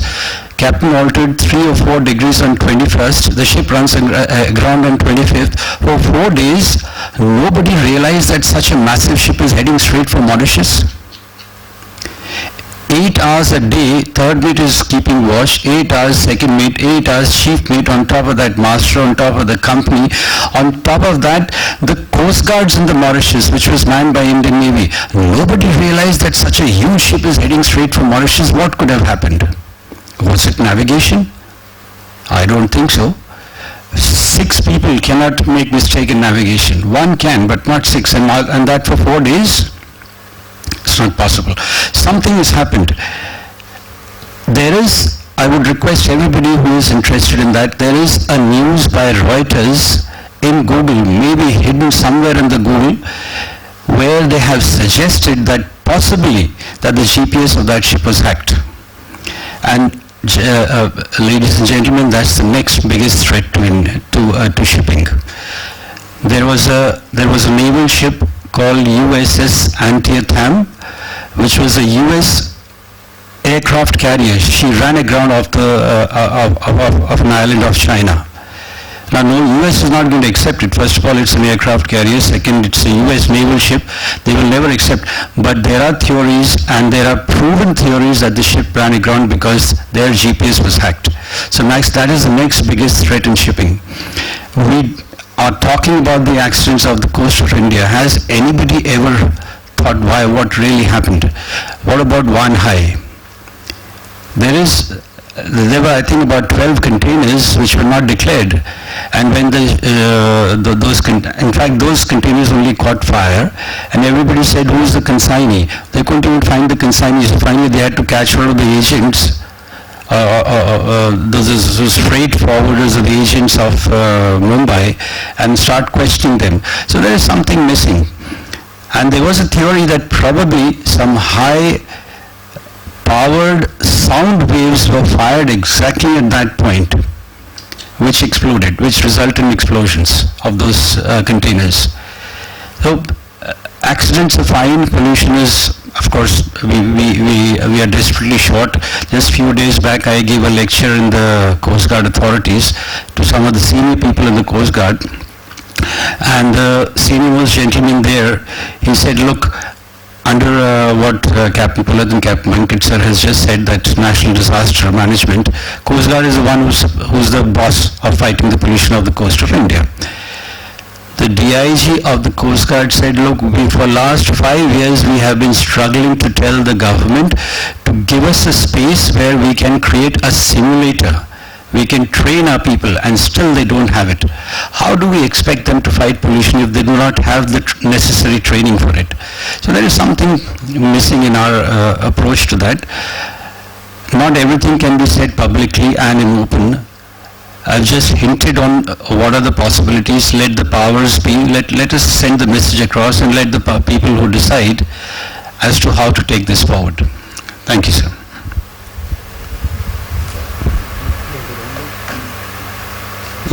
See, when the pollution due to any incident that happens on board, on a coast, we all understand that every ship has got a limitation, of the amount it can pay, because insurance cannot be like a sovereign guarantee that they will pay unlimited amounts. So the case probably in the court, that of our, Kerala coast will not touch it. A similar case happened in Sri Lanka. Even the claimant must use some scientific method of calculating of the loss, and it cannot be a political calculation. You cannot ask $1 billion when there is no such cover available for it, and keep the master behind the bar for n number of years. So these are the things even the coastal states must be aware. If a vessel comes to the port, they know what is the limitation. In the unfortunate incident only we have got an insurance cover, and you cannot claim anything beyond that. Then that will be able to solve most of the situations. Just thinking that you got funds available with the insurance company, will go after it, that's not going to happen. It happened in the case of Don Kanjipuram and Maple of Chennai. Luckily they settled the matter quickly, otherwise the matter would have been dragging on for years, and the crew will be languishing in the jail. We both went into, met the disaster, as he said, Disaster Management Authority. Disaster Management Authority is not DG Shipping. It is the local collector, is the one who is controlling in all over the country. The disaster, anything to the shore, is the local collector, and the department itself is called Disaster Management Department, because they're getting the funds from there. He went and we told, shall we prepare a scientific claim to the insurers? So that gentleman very politely told us, both of you don't get involved. There is no science involved in this. There is more politics involved in this than science. So don't get involved in this claim. That's how it works on the coast of India. Must be the same thing must be happening in Sri Lanka also. So even if we think that we have insurance, ultimately it may not work, and the seafarers will be suffering in the case. Same thing as the Wakashiko case that happened in off Mauritius. He says if the GPS has been hacked, and but anyway, there is something we can see. The crew could have seen this happening, because that was not a very unexpected event as it happened in off the coast of Kerala or in Sri Lanka. The people who could have, even that visible lookout could have seen approaching the coast. So with this we should see that the limit is available. Unless we increase the limit, the port state cannot be claiming unimaginable sums from the owners. That is not going to be paid at all by the insurance companies. Okay, Venkat, thank you. Before we round up, Radhika, are we expecting a tea break or? Yeah. If it's there, okay. We can go for a tea break even though we are small numbers, but before that let me round off this by saying we did invite Coast Guard and Navy to attend this, because after all, what are we trying to do? If you see the attendance here, number is very small, but it's the top people. And if you saw the last 1 hour session, we discussed everything in depth, even though there was lack of agreement, or it happens in life. I mean, employment issues, family, compensation, shore leave, captain getting disturbed and whatever, but that was worth it. I'm saying for the first time we have brought all the senior professionals at very high level with expertise and commitment to come and do this. So what I'm suggesting now is this disaster issue, again it has gone back to government. Government has to set up something, and it doesn't happen every day. It happens once in a blue moon. So if you don't respond, it speaks very bad of the system. But the system is not prepared. They say it doesn't happen very often. So why should we block funds and have a setup, This is something like emergency preparation, like, I don't know, us mariners, we know, we used to have weekly fire drills and boat drills, but it never happened in our life, most of our life. But it's something we cannot avoid. Okay, so now let me jump before the tea break. So we have 30 more minutes for the break. For the tea. Okay, so what we can do now is to use our time wisely, our wisdom as well as time and knowledge. Tripti, if you can join us. The last session is on the new acts the government has passed already. It's already in force. And there are quite a few, about 6 of them. We don't want to go into detail, but why I am including Tripti here is, last night she has sent us a very, very informative comparison between the old act and the new act. That itself will take you at least 2-3 days to digest if you don't know much of law. The thing is, give the government the credit for rewriting the laws or repealing the laws, as they say, but most of us don't know what actually has happened. It's kind of everything has come new. Of course, Venkat said there is something new in it, but how it is going to impact us, how to prepare ourselves, even the lawyers are not very sure, because the wording used or how it is going to be covered, unfortunately or practically, this government has done it to everywhere. CPC code or any part of law, this government has rewritten, it is in a different style. So we have to live with it. Let's not complain. So Tripti, being a junior lawyer in Raja and Mazumdar, which is a big firm, she has taken the pains, or you could ask questions or she will explain to you in very simple language, but it's a good starting point. So all I want to say is, we have Major Shipping Act, we have Ports Act, we have Admiralty Act, we have Bill of Lading Act. There is quite a bit. Most of us may not digest it unless you are involved with that act one way or the other. Venkat is a lawyer, so he can introduce a little bit on that. Yeah. Then Deepti will give us more. Thank you. Thank you, Deepti. Deepti is from the famous law firm, marine law firm specialist, Raja and Majumdar. He has been our kind of advisor. We look at him for various, off the record help and suggestions, and we discuss with him before we take up the matter. Before I request Deepti to speak, Suresh Amirapu wants to say a few words. Suresh, few words strictly. Yeah, thank you. Sorry, this is again regarding the previous session of disasters on the coast, and again putting out my hat as a ports guy. We have to reconcile to the fact, however distasteful it is, that when a ship is damaged, it definitely needs a port of refuge. Now, most countries in the world, they refuse to give a port of refuge, and because they don't know how long it will be, how serious it will be, But on the other hand, if you map the situation very well, it could actually be an opportunity. And this is exactly what has happened in the case of the Vanhai 305. It didn't call it any Indian port. It's gone to Jebel Ali, and Jebel Ali is screaming. I don't know how much they're charging, but they're making a huge thing. And there is a lot of employment opportunities which come about from this, and that's which comes about in terms of offloading the cargo, then repairing the ship itself to make it seaworthy, reshipping the cargo, exporting it. A lot of things can happen. It sounds very distasteful and mercenary, but the fact of the matter is that this is a job, and if we in India don't do it, then somebody else will do it, as we have seen now in in the Vanhai 305 case.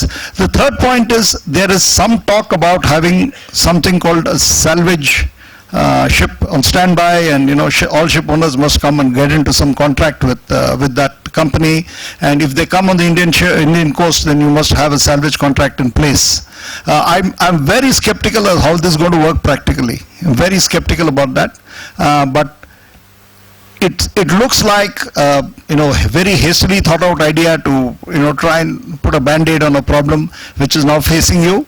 More so when everything, unfortunately, in this country gets very political about it. And talking about politics, a disadvantage that our industry faces is we are what is called an out-of-sight industry. The public doesn't see what we're doing, both in shipping and in ports.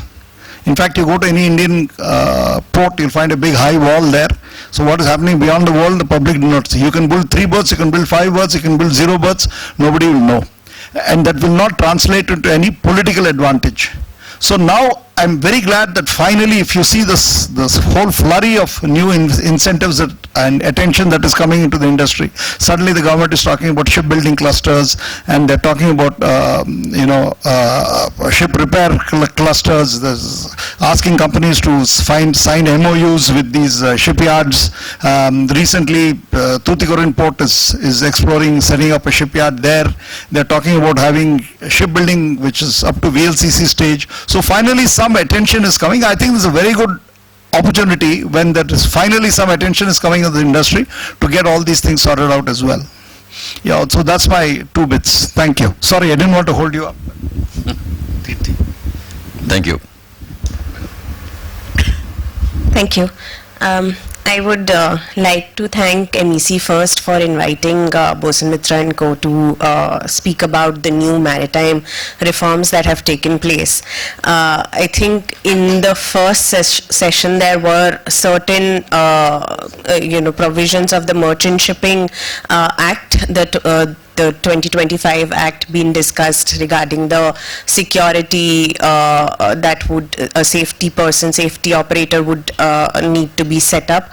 But more than the Merchant Shipping Act, which leads to the most amount of changes that have been introduced, there are other legislations that have also come into effect, which practically are an attempt to modernize the language of the rudimentary legislations that were present and that are more than 100 years old. The first one is the Bills of Lading Act. Bills of Lading effectively is the base of any commercial contract that happens, and all the shipping trade that happens is through bills of lading. And in today's day and age, if we were to rely on the older act, which was around 169 years old, that wouldn't have probably served the purpose of having a smooth trading.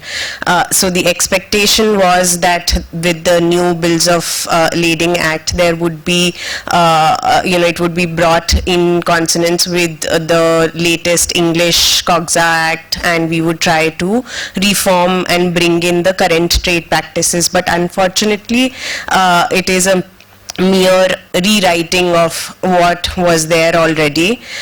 There were 3 sections in the older act which have now been, the English has just been reformed a little, and it has been put into 5 sections where the most important key change is that the central government is now allowed to make rules and regulations, which it will do at a stage wherever it feels the requirement of it. There is no guidance, there is no discussion as to how and what would these rules regulations would cater to. it was expected that there would be more information in the act, or the change would try and tie up the case laws that are that arose out of the lackings of the older Bills of Lading Act, but nothing of that sort could happen. In the Bills of Lading Act, the issue is that the named consignee only can file a suit against the person, can file a suit against the carrier, but whether they have possession, whether they have property or not, is not something that comes across, and these things become very technical at the time of a litigation case, where if there isn't a lot of clarity in the laws, then the person who's actually to be sued or liable cannot be held liable because of these sort of loopholes where people can take the grounds and come out of. The other thing is that nowadays there is the Bills of Lading Act as a security document. Also, banks have it. They are given the for the payments that are to be made, the banks keep it as security. But if the transfer of goods hasn't happened and the goods are still with the Bills of Lading is with the bank, and the bank is the effective payer, even in those cases they cannot, the banks cannot file a suit just because there is no concept of lawful holder of a Bills of Lading. So it was expected that because these are current ongoing situations, these are not something that the government is not aware about, or it's not an ongoing issue. So it was expected that there would be something to cater these. The other major issue is regarding e-bills of lading, which now all countries which trade with the volume that India does have recognized and have laws for it. But even then, India has still not included that in its Bills of Lading. We don't recognize e-bills of lading yet in the Bills of Lading Act. There is a digitized Bills of Lading that is different from e-bills of lading, which is recognized under the IT Act, but the e-bills of lading is something that was expected to be notified under the Bills of Lading, but hasn't been. So these are deficiencies, and it seems like it was mere rewriting of the act because it's an older act, and there needs to be seen a sort of modernization in the acts in the current ongoing scenario. The other act after the Bills of Lading Act is the COGSA. The COGSA Act came into effect on the 10th of September 2025 this year. Again, it is a rewriting of the older COGSA. The older COGSA was around 100 years old. It is once again, it is it's a rewriting. There are no new rules, regulations that have been introduced, or new law through practice that has been included. Again, there is the added provision is only with relation to government being empowered to introduce rules and also provide notifications, which will enable to sort of perform or undertake whatever has been agreed under the COGSA Act. The e-bills are not recognized again in the COGSA Act, so there are so again, once again, we have seen just a rewriting and not any sort of an attempt to cater the ongoing problems with the trading or any ongoing cases that are there due to the lacking of the COGSA, the present COGSA. There isn't anything that has been done. So the only two acts that have come into effect are the Bills of Lading and the COGSA Act. The other acts that have been introduced are yet to come into effect, which is the Carriers, Coastal Trading Act. The Coastal Trading Act is a replacement of the Merchant Shipping Act's licensing that is required for coastal trading, which is under the 406, 407 of the Merchant Shipping Act, the current existing Merchant Shipping Act. In this, there are a couple of changes that have been introduced.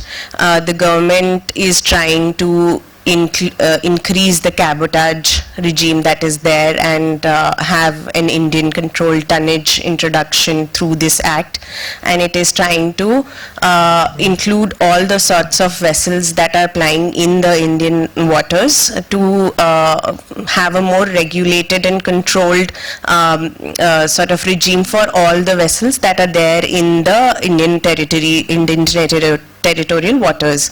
There are two types of licenses under the Coastal Trading Act. One is for the foreign vessels that are trading in the Indian coastal waters. What the Coastal Trading Act does is that it does away with the license that was required by the Indian vessels earlier to trade in the Indian territorial waters. So for coastal trading, the Indian vessels no longer need any license.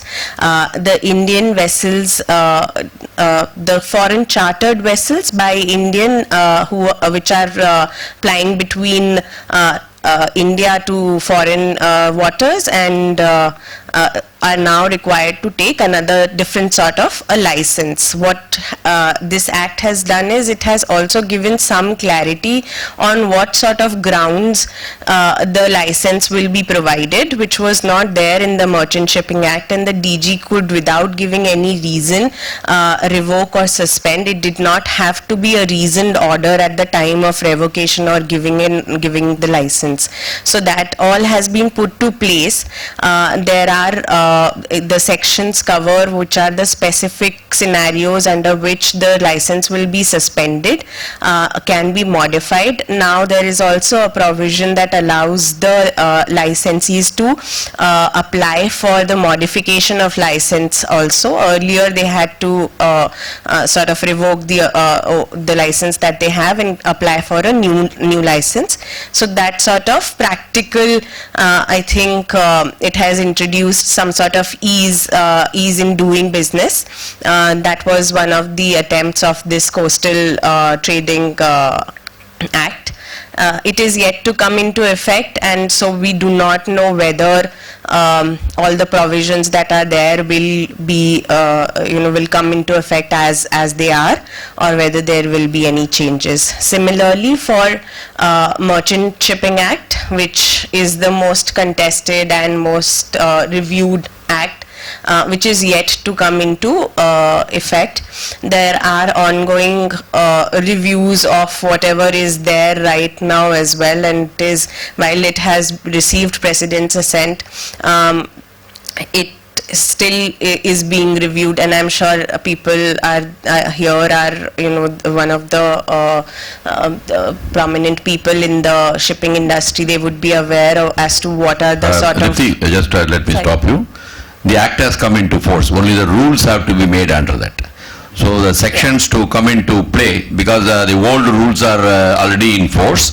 So as per the section 2, the government will be making rules for every section and operation of the act. That's how the act moves in. Otherwise, act is in force. That is the latest act. Any reference will be to this act with the old rules.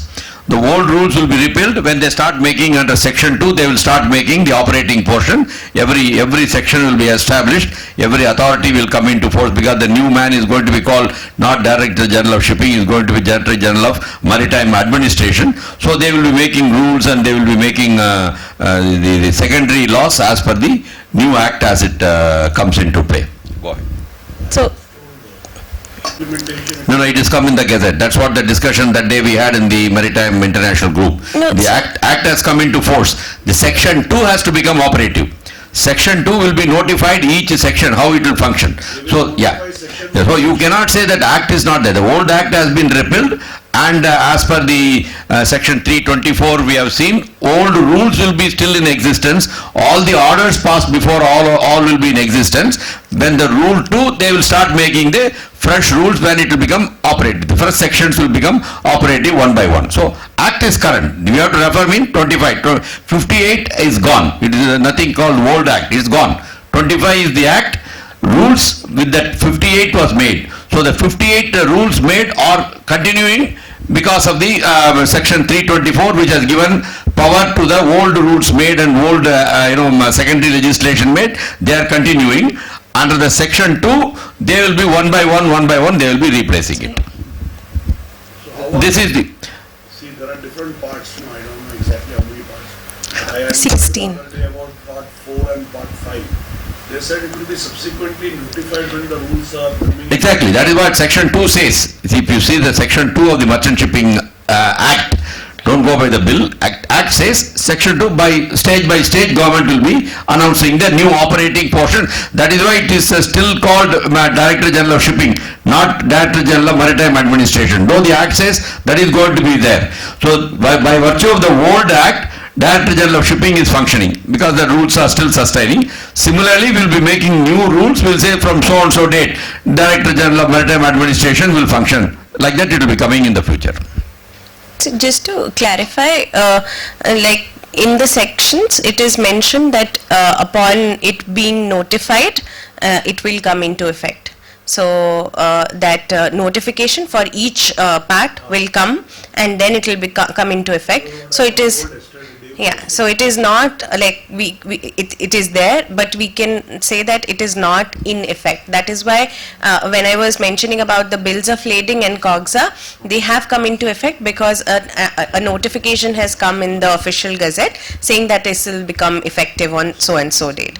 And just very briefly touching upon what the Merchant Shipping Act, because now the rules will be new and we don't know what exactly is going to happen and how much is the government going to take from what has been suggested by the key players.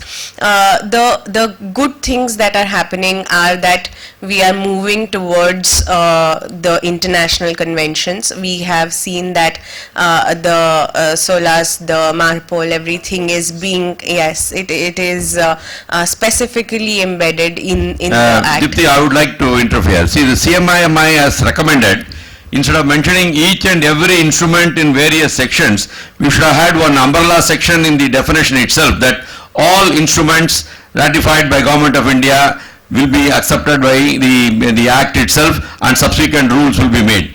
Now what happens, you have restricted it to certain number of definitions, a certain number of international instruments only. What happens if you ratify a new instrument? Then we will have to look for a clause to insert in the Act itself and then framing. Again we are going to be back. So this was not probably thought of by the people who made this draft and given to them. CMMI drafted and gave it to them, but they did not pay attention to that. If you see that in the definition, there will be only very few instruments will be listed. Then if you go back into the each part, these the instruments which are missing in the definition section, you will find them there. And then you will also find some sections are not there only because they did not find it applicable to any of the thing. Later on they may become useful, then it will not be possible for them to amend. So by, it is not a complete way of covering all the acts. And also if you read the preamble, the section 1, the Act appears as if we have come to only comply with the international instrument, nothing else. This is nothing about development of any shipping is not there in the scope. Anything to do with the development of shipping not covered at the thing. Rest you will see all the sections are copy paste of the international instrument. Whatever said there, MLC, copy paste. Whatever said CLC, copy paste. Nothing else is there. How will this Act be proactive to develop our shipping, or how the Act as a government, what they are going to do for the seafarers is not mentioned. What international instrument MLC has said, MLC has just, it has been typed there and put. What is the role the government wants to play there is not clearly defined. We are still carrying forward the old sections of the Merchant National Shipping Seafarers Welfare Board, just added 2 sections about repatriation of the seafarers. because it is there in the MLC that repatriation class is there, so they added that repatriation class.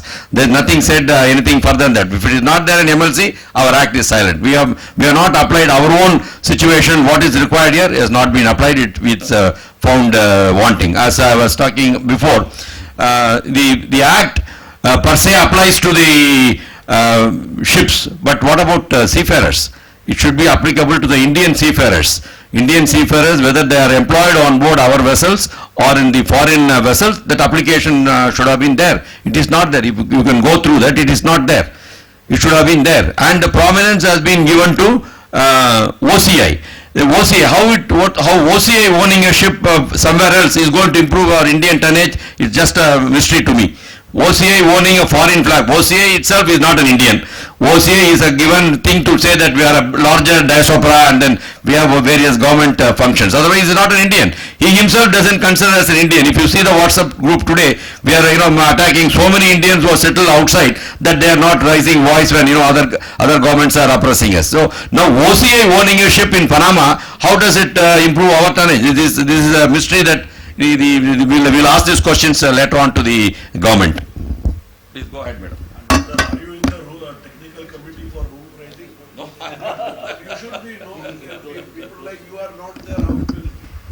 See, the government, whenever you put an RTI to the DG shipping, you become a persona non grata in the annals of DG shipping. See, they don't want, because we are finding fault. It is not with the intention of finding fault. It is with an intention of finding fault and telling you, can you correct it or you have a solution for it. So moment you ask them, I have asked them what is the welfare measure so far government has done. They said we are trying. We wrote a letter to DG telling since 1958, all of you, the seafarers are here. And the unions, are very silent. They just go there, meekly sit down. The large ship owners are talking to the DG, they accept it and come back. They have not raised the voice. The act very clearly says hospitals will be built for seafarers. Who the hospital are built for? Is it for the seafarer sailing on board the vessel or for the seafarers ashore or for his family? Why have they not asked? That's what I said. The budget is not there in Seafarers Welfare Fund Society. Seafarer Welfare Society government has given zero so far. No budget. Where are the hospitals? The Act says 1958 we all should have had hospital walk-in facility. IMEI has opened, they have opened a group insurance for medical facility. CMMI has collected some information. We do not know when it is going to come into force. We don't know what is going to happen to the crew members. Nothing. We do not know. Whether they have got, most of us as officers, all of us have earned well and have protected ourselves and our families. There are a lot of crew members who are not able to even meet their ends. And I'm sorry, there is no gender, I'm not biased. Telling that and SWS is giving maternity facility. How many women seafarers are there? It is to be given. I'm not telling. See, they are adding it as one of the important measures. So what about the families? Correct, that's what I'm telling you. You are covering the MLC, not about the local. See, if you give Seafarers Welfare Fund Society is giving a card to the retired seafarer, giving him a cover, go and get treated in our Port Trust Hospital. You are eligible to go to the Port Trust Hospital, also under the same ministry, budgeted by the same ministry. Go there and get treated. I can understand. See, just because to comply with the IMO regulations and ILO regulations, if you make an act, that's not correct for the nation. We should have for our own usefulness. Would you like to close it? Yeah, I mean, if there is anything in specific that anybody wants to ask regarding the changes, then we can discuss that. It's like we see, it's opened long chapters. Yeah. Let's leave it at that. Pankaj, would you like to add something as a lawyer? No, nothing, sir. Actually, Captain Venkat is speaking from his heart, but he was addressing only to Captain Phillips. Yeah. Okay, So there's nothing to add. Something not as a lawyer. Just a minute, sir. So there's nothing to add, but I would like to thank the enthusiasm of Captain Venkat, because he's actually going to lead us, and you're not a person non grata, sir. You're a person who's helping the industry. Yes. Well, thank you. Thank you. As far as the welfare of seafarers, I can definitely give an input. See, there are other people expert in, there are so many chapters. And one more important thing, The section 281 and 282, I've been telling CMMI, please look into it because the section attacks only master mariners. Nobody has paid any attention. Whatever they thought, from 500 rupees to 25 lakhs, they put the fine. Has anybody questioned what is the rationality between a crime? A crime is defined in the IPC or the new, BNS it is defined. So after defining the crime, how can you give a different punishment for this crime and another different punishment for the same crime elsewhere? How is it possible? And most of the crime, you are the one who are giving a certificate, you are investigating, you are revoking its certificate. This is something to be done by the professional bodies like, CMMI, and it's not a union's job. No, union may not know. Union is for other thing. This professional question, we should ask the ministry. We should ask the government. Why are you doing that? What is the rationale? Why did you increase this punishment from here to here? How can you, instead of 6 months punishment, you are making it 2 years punishment? Maybe we understand that the pollution is becoming, more talked about. Just because that act is talked about more, you cannot increase the punishment quotient also. So these are the things our professional body should discuss and take it up, because it's a very detailed chapter. You have to compare every section of it. Should be compared what is said in the BNS, what is the corresponding punishment given there, how this punishment is defined here, how you are making it there. That some chart should be prepared by somebody, and we should ask the government and tell the people why have we done it like this. Okay, let's do one thing.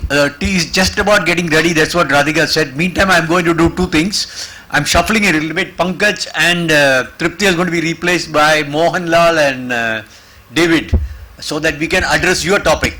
Meantime, let me close this law topic. Please, you can leave. Please come, Mohanlal and David. In between, somewhere, something we missed. I don't know how many of you read that under our constitution, shipping is a joint subject of state and center. Concurrent. But I understand in the new act, the center has put finger in the state's pocket, so to say. In other words, they have liberalized a little bit. I don't know how the states are going to react to that. The basic problem has been too many private ports, land grabbing by the politicians on the states. So center has done something about taking more authority in decision making in location or development of ports. Suresh, have you paid attention to that? So that's a sea change as far as, and it goes back to the root of the constitution. So I don't know whether you need a constitutional amendment or you can do it through a act itself. Venkat, probably you can answer that. He's a lawyer. So I leave you both with that question, then we will switch to another topic. Go with him. No. These are two questions if you want to ask. Whether we need a constitution. I don't think we need a constitutional amendment. No. Nothing to do with constitution. I don't think we need the constitutional amendment, because the spirit of the constitution in keeping the ports as a concurrent subject with the major ports as well as the non-major ports is still valid. In fact, it's I won't say restrictive, but it is kind of, there is a firewall around what the major ports can do, the central government can do, but we can only act on the 12 major ports. They're now going to declare one more major port in Andaman, Nicobar, and one more in Orissa, and then finally one more in Vadhavan. But those ports which are under the administrative control of the central government have to come under the Major Ports Act. So amendment of the IPA, the Indian Ports Act, does not take away that distinct difference here. What I think Captain Pullath they're referring to, and it's a very genuine concern. It's a very genuine concern that in that spirit, I don't think the central government can unilaterally decide something which impacts the state government. So the state government must certainly be involved. And one of the very big problems that we face in the port sector is there is zero cooperation between the two. There is something called the NDMC, the National Maritime Development Committee. But in reality, to this day, we have not got a grid. We have not got a master plan which combines what are the plans of the central government and of the state government. And very often what happens is you make a huge investment in a port, and then your plans get completely upset because 5 years down the line or 3 years down the line, the state government suddenly decides to put another port which cannibalizes on all your cargo, and all your original business plan assumptions all go for a toss. So there has to be some synergy between the two.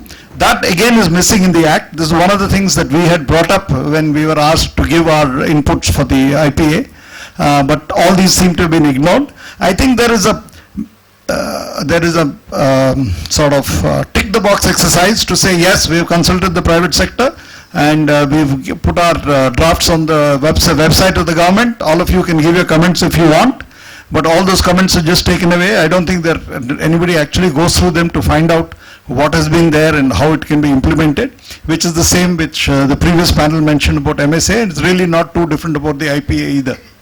So that's my comment. Thank you. Okay, Venkat.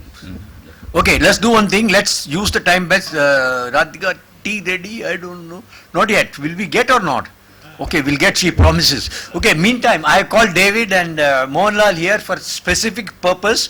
What was the offshoot from what we are discussing of the laws being changed to liberalize shipping in two ways? One is by ship owning, another one by shipbuilding.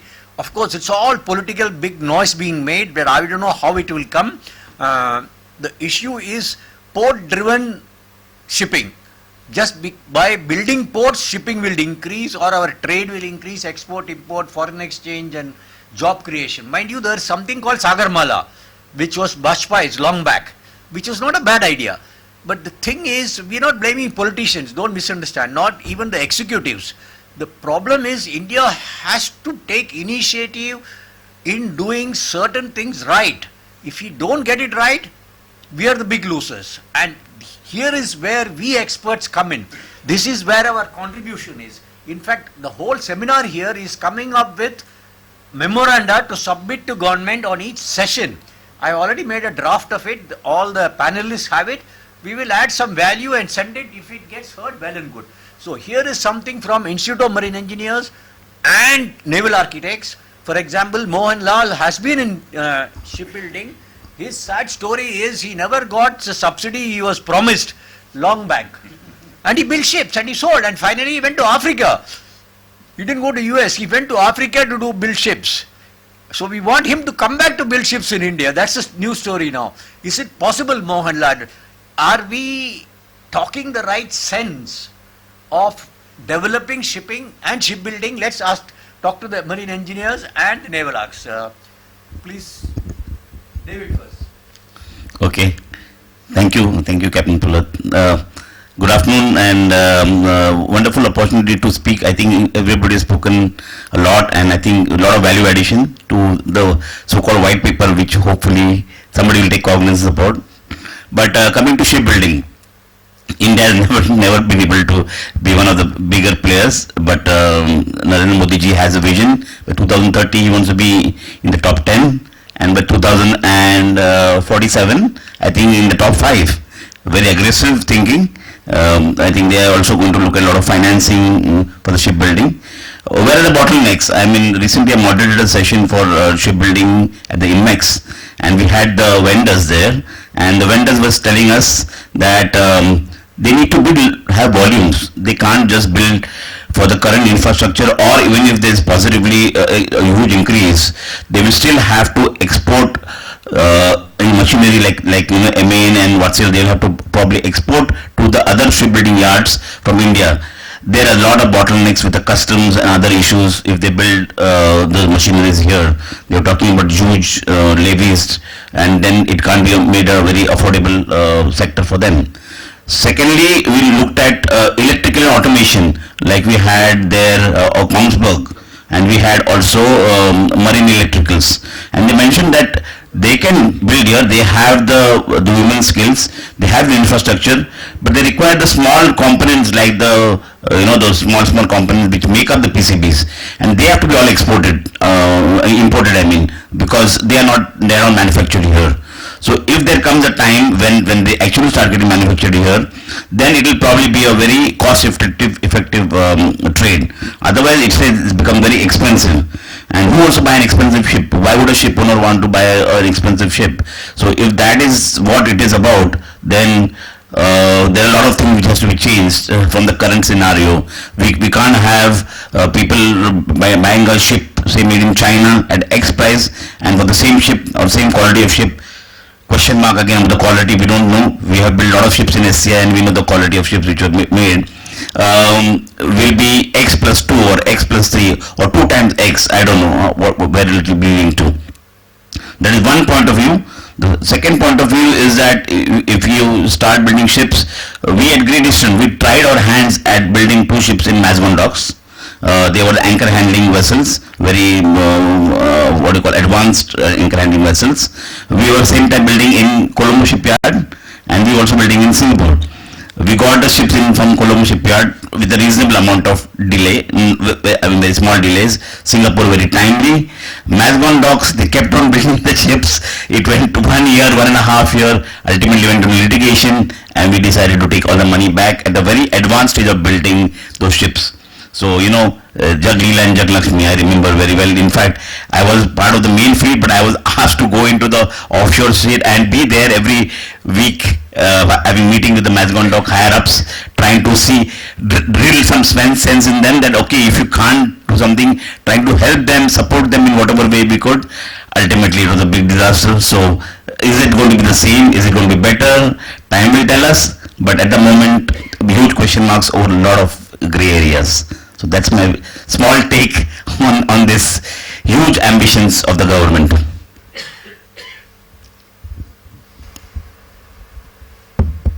Yeah, good evening everybody. It looks like I'm the old man out. You're all master mariners and so marine engineers. So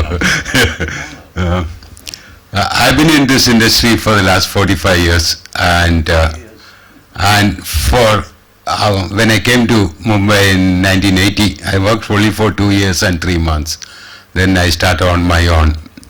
There were opportunities. I started making import substitute items which they were, Mazgon dock was importing from Norway and places like that. It's just an opportunity which just came in and I hooked onto it. Then I started making a lot of marine equipments like boat davits, anchor handling, anchor winches, I mean quite a lot of, but the market was so few, I mean it was so small, there was no way you could invest money and make a proper facility. Then of course being a naval architect, I shifted to proper shipbuilding. Most of you will not know me because I'm in the small sector. I've been a major player in making bunker barges, new boil carriers, offshore supply vessels. In fact, all the 4 specialized new boil carriers operating in Fujairah has been made by me. 1 for Shell, 1 for Total, and 2 for Castrol. But the problem is, like Captain Phil said, there have been no support from anywhere. I delivered my first export vessel in 2000. That is a crew boat of the highest order. I mean, it was a Middle East owner. Delivered it. I don't know how many trips I made to Delhi. And the Babu is there. You go all the way up to Delhi, you say, oh sorry, today we are busy with something, or the clerk who is dealing with your file is not there. Finally I got fed up and I never saw the color of the money. Now suddenly, and I have also made, like he said, we have the offshore supply vessels. I made 4 supply vessels to Saudi Aramco at a very competitive price, and there is no dearth of people who can deliver that sort of a thing. Now there is sudden flurry of activities starting from INMEX. Last month I gave a talk to Institution of Marine Engineers in Cochin. Then we had, immediately after INMEX, there was a Maritime enclave organized by the Week magazine in Cochin. The same dates they had another one in Goa.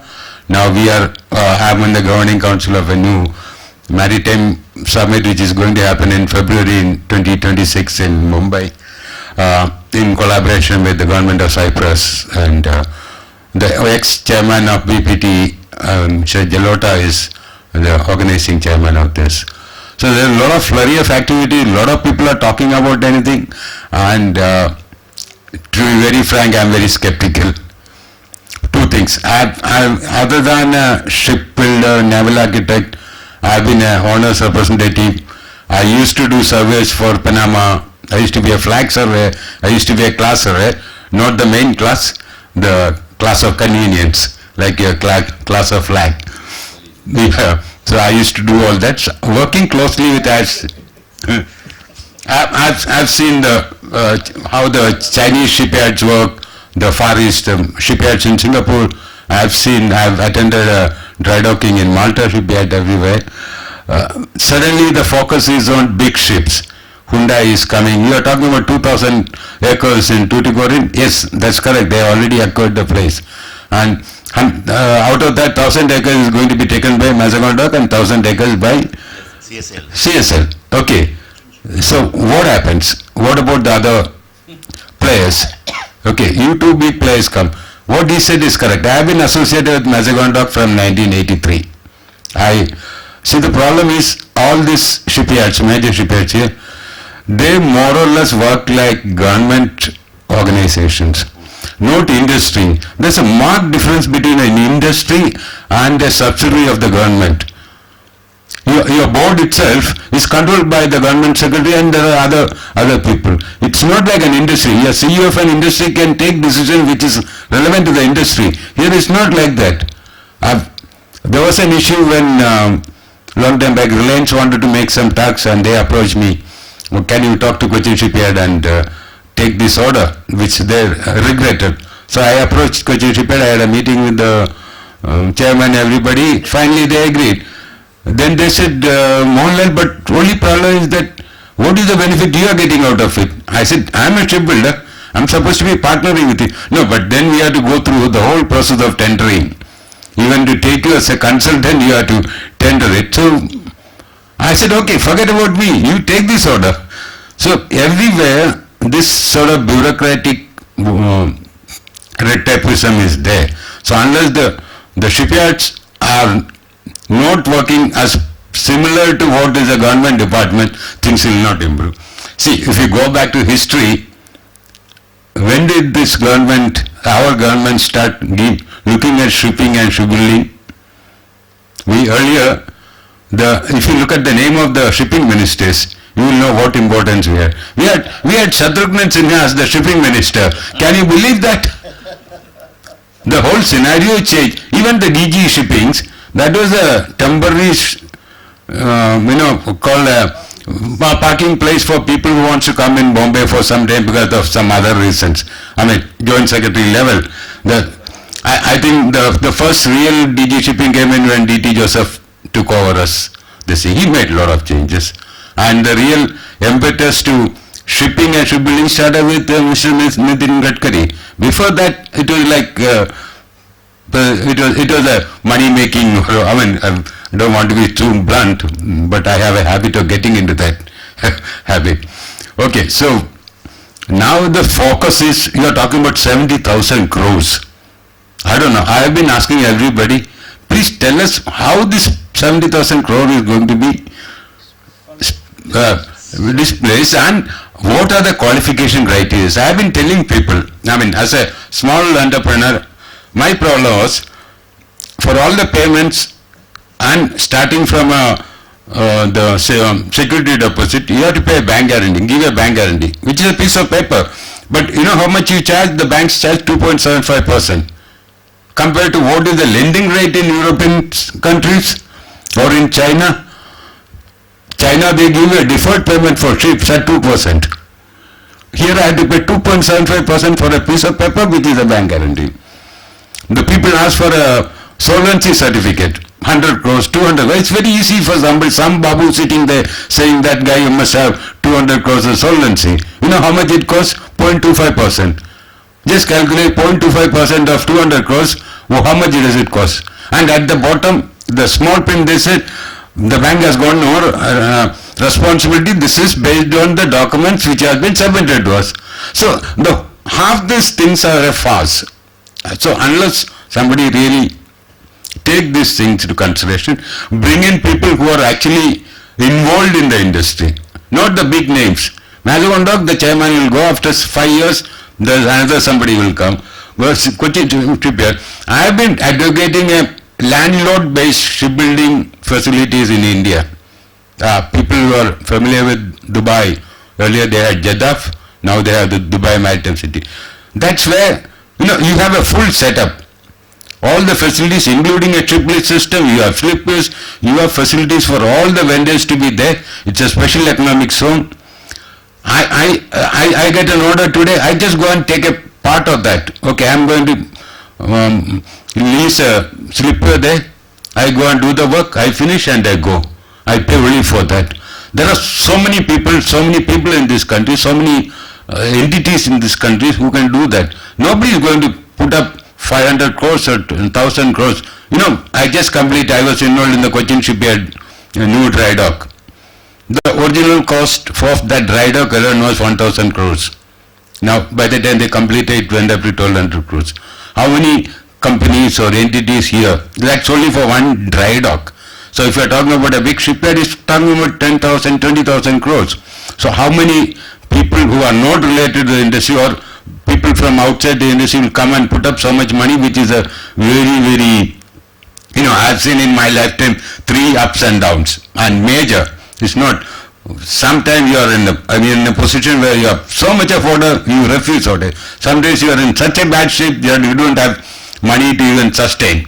So it's a very, very cyclic industry. So I don't know who is going to get into that. So overall, it's good that coming out with 70, earlier it was 27,000, now it has become suddenly 70,000. If it comes up well and good, we all hope for that our tonnage will also increase, the shipbuilding industry also. But one good thing is shipbuilding industry, a single man army like me, I give direct employment 200 to 300 people, and I support at least 3 ancillary industries. So you can imagine if the shipbuilding goes into the industry, it will be a major thing for employment generation. Okay, thanks Mohanlal. I was wondering, all of you have been listening very, very carefully. Thank you for your time and attention. Have you something to add, any of you? We had 2 brokers actually, Bansi Jai Singh and Reshamwala. I mean, from a different perspective, from, I don't know, everybody's background here, that's why I'm asking. From your viewpoint, because I have something plus on shipbuilding, if you have, we would like to hear. Because all this is going to government. Believe me, a memoranda is going to government from us professionals, from AMICIE, from all the organizations together saying, we think blah, blah, blah. You know, we think this needs to be done. And as you listen the first 1 hour of ship management, there is enough of issues there itself. So shipbuilding, before we close, any inputs from you? Anybody? I would like to join Mr. Mohanlal's single man army. Well, if you get subsidy, you can start a company. That's the only advice. Legal consultant to recover the money. That's very good. Okay, let me give you some positive. You won't believe this, that I come from Chennai and I've been following industry as an economist, and you know our automobile industry has taken off. It's almost called Detroit, Chennai. How did we do that? This answers David's question actually. We were a component exporter in automobiles and we had taken off. Today there is no car that is not being manufactured in India. Of course, Suzuki came and shook the market after Ambassador and Fiat or Premier or whatever. So that opportunity is still there. Like he said, unless you have components, you'll never be competitive. And what is component? It's not main engine. You know, in a car engine, there are 2,000 parts in a car engine. Look up Google if you want. So similarly, what we need is a cluster of component manufacturers to make finished products like main engine, like generator, like boiler, like your pump, and every small thing. That's what he says. What Mohanlal says, there is employment opportunity. But only thing is, we as professionals are now saying it's not a bad idea. Employment, development, economic growth. But are we thinking right? Are we talking it right to happen? That is the concern both of them have expressed. So let's put our heads together. Let's hope this memorandum will take us somewhere. I think we can have a tea break. Yes, she says. Let's have a tea break. We can still sit though. There's no time here. Yeah, see, the only policy left we are not discussing is ship owning. Unfortunately, Devli, who is the INSA head representing ship owning, he had gone to Pune and he said he got caught in rain. Otherwise, Philip is there. Philip, you want to finish that topic now itself? I don't want to talk. Then Venkat and Amirapu says, let's close it with this and go for tea. Then let me give you a little bit thought on ship owning. It's there already in the memorandum. Actually, no country in the world is promoting shipowning to become a big trader. Shipowning is like a derived demand for trade, and you use the cheapest freight. That is the formula in the world. Okay, I thought Philip might say something because Thomas Pinto is boss. I've been friends with him, and he has actually changed the Indian scene in tanker market at least. That's a big change. It can be done, in other words.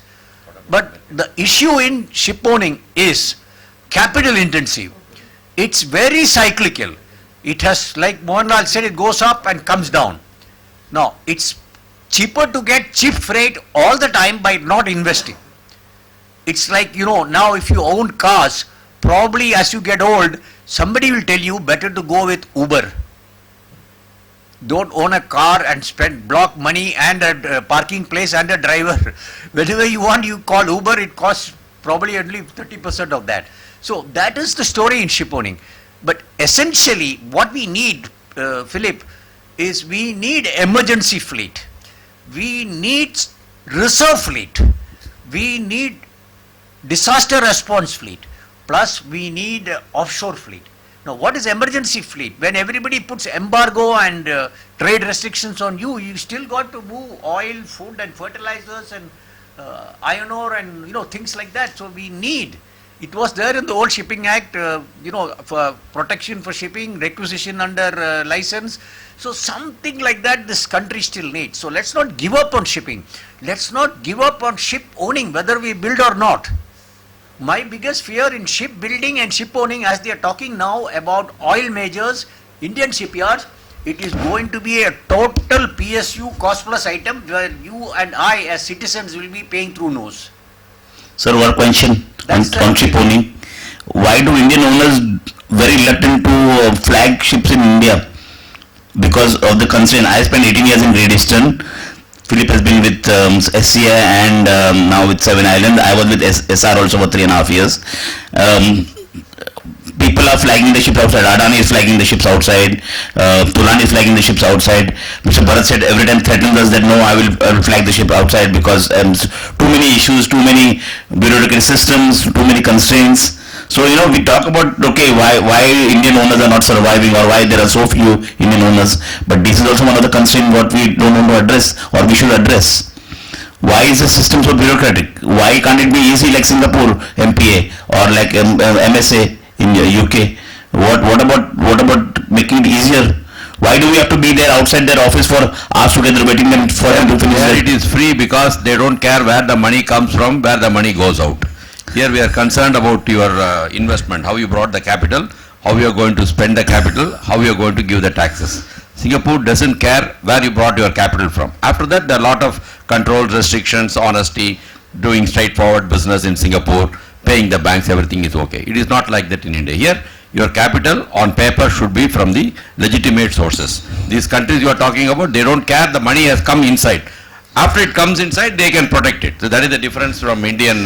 Could be, sir, but that doesn't mean that it should be so difficult for us to handle ships. And at every stage we have so much issues. So yeah, David, I agree with you entirely. I think the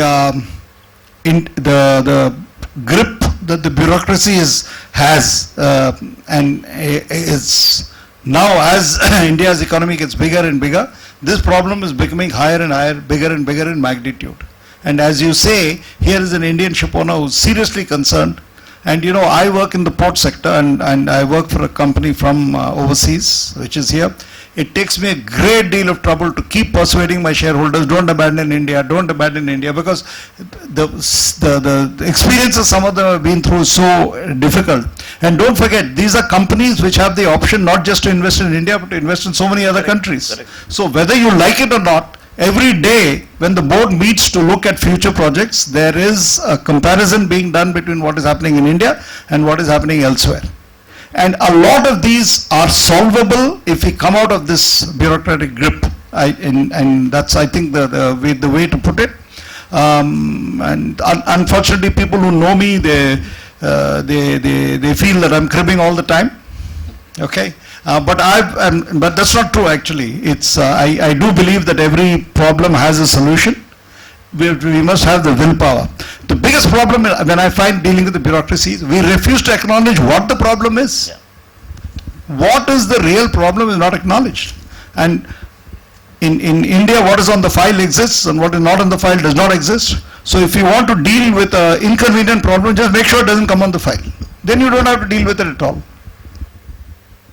Okay, so unless we get serious about this, we identify what the problem is, then we come up with the measures, then we come with the will and determination to solve it, then I think we can do. I don't believe that Indians in any way are less smarter or less focused than people from any other country. And if you see other countries succeeding and where we are not succeeding, this really is the fundamental problem. And up till now, it was a irritant, but now as our economy is getting bigger, it's becoming a very major problem, and we need to acknowledge it and we need to solve it. Okay, before Radhika officially closes, Venkat will say a thank you word. Before that, especially Philip or Pankaj, have you got anything to say? Or I have one word. The good news that is going around quietly is everybody's complaining about bureaucracy, but what are we going to do about it? There's a small news I want to spare. There is CMMI talking about organizing, educating the bureaucrats on shipping and related issues, because the lingo we speak itself is different, through courses in IMU. A syllabus is being requested.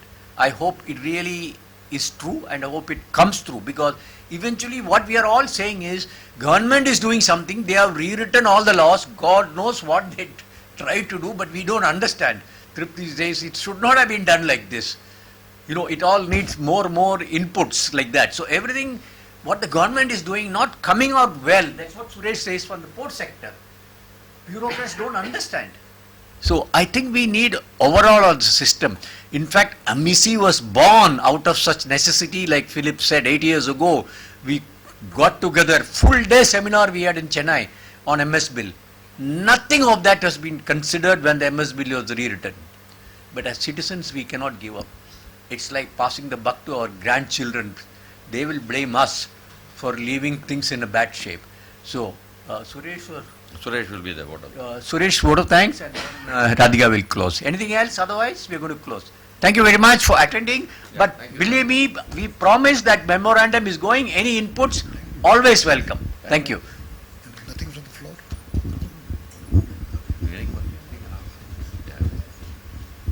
Anybody has any questions? Please feel free to We ask. have a few minutes if anybody has any questions. I know it's been a long day and we pulled you out on a Saturday afternoon here.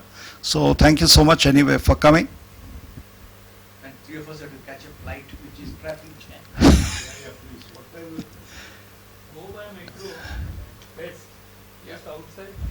This Aqualine is operational.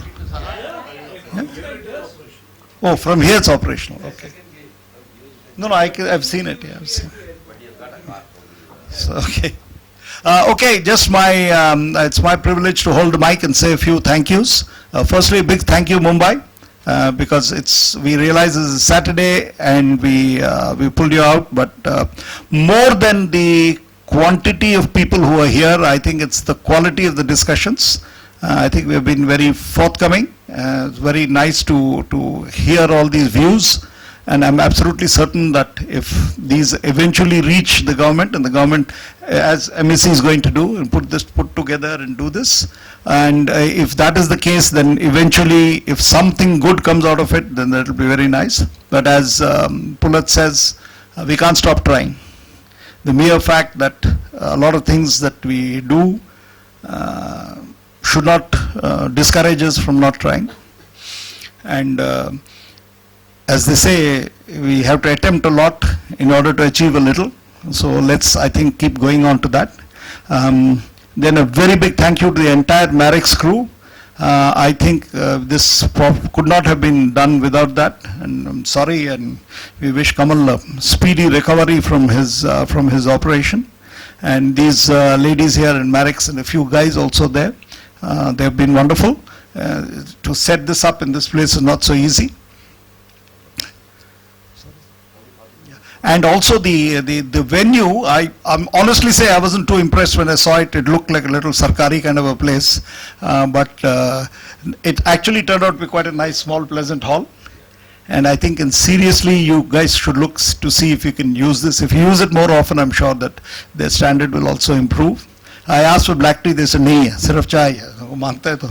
So next time, hopefully, we'll get them to improve so they can give black tea. And that will make me a happy customer.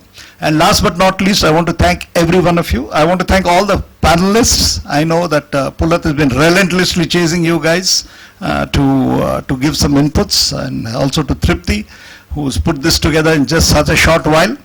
And to all of you for taking the time and providing your inputs.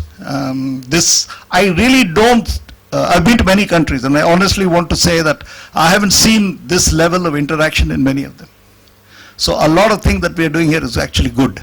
So, and I want to thank you for bringing it to that standard. And once again, a big thank you to the entire Marex team. It's you who have made this possible. We just came here, took a flight, and we're going back and taking another flight. So it's you put it all together. So a big thank you. Please join us for some tea.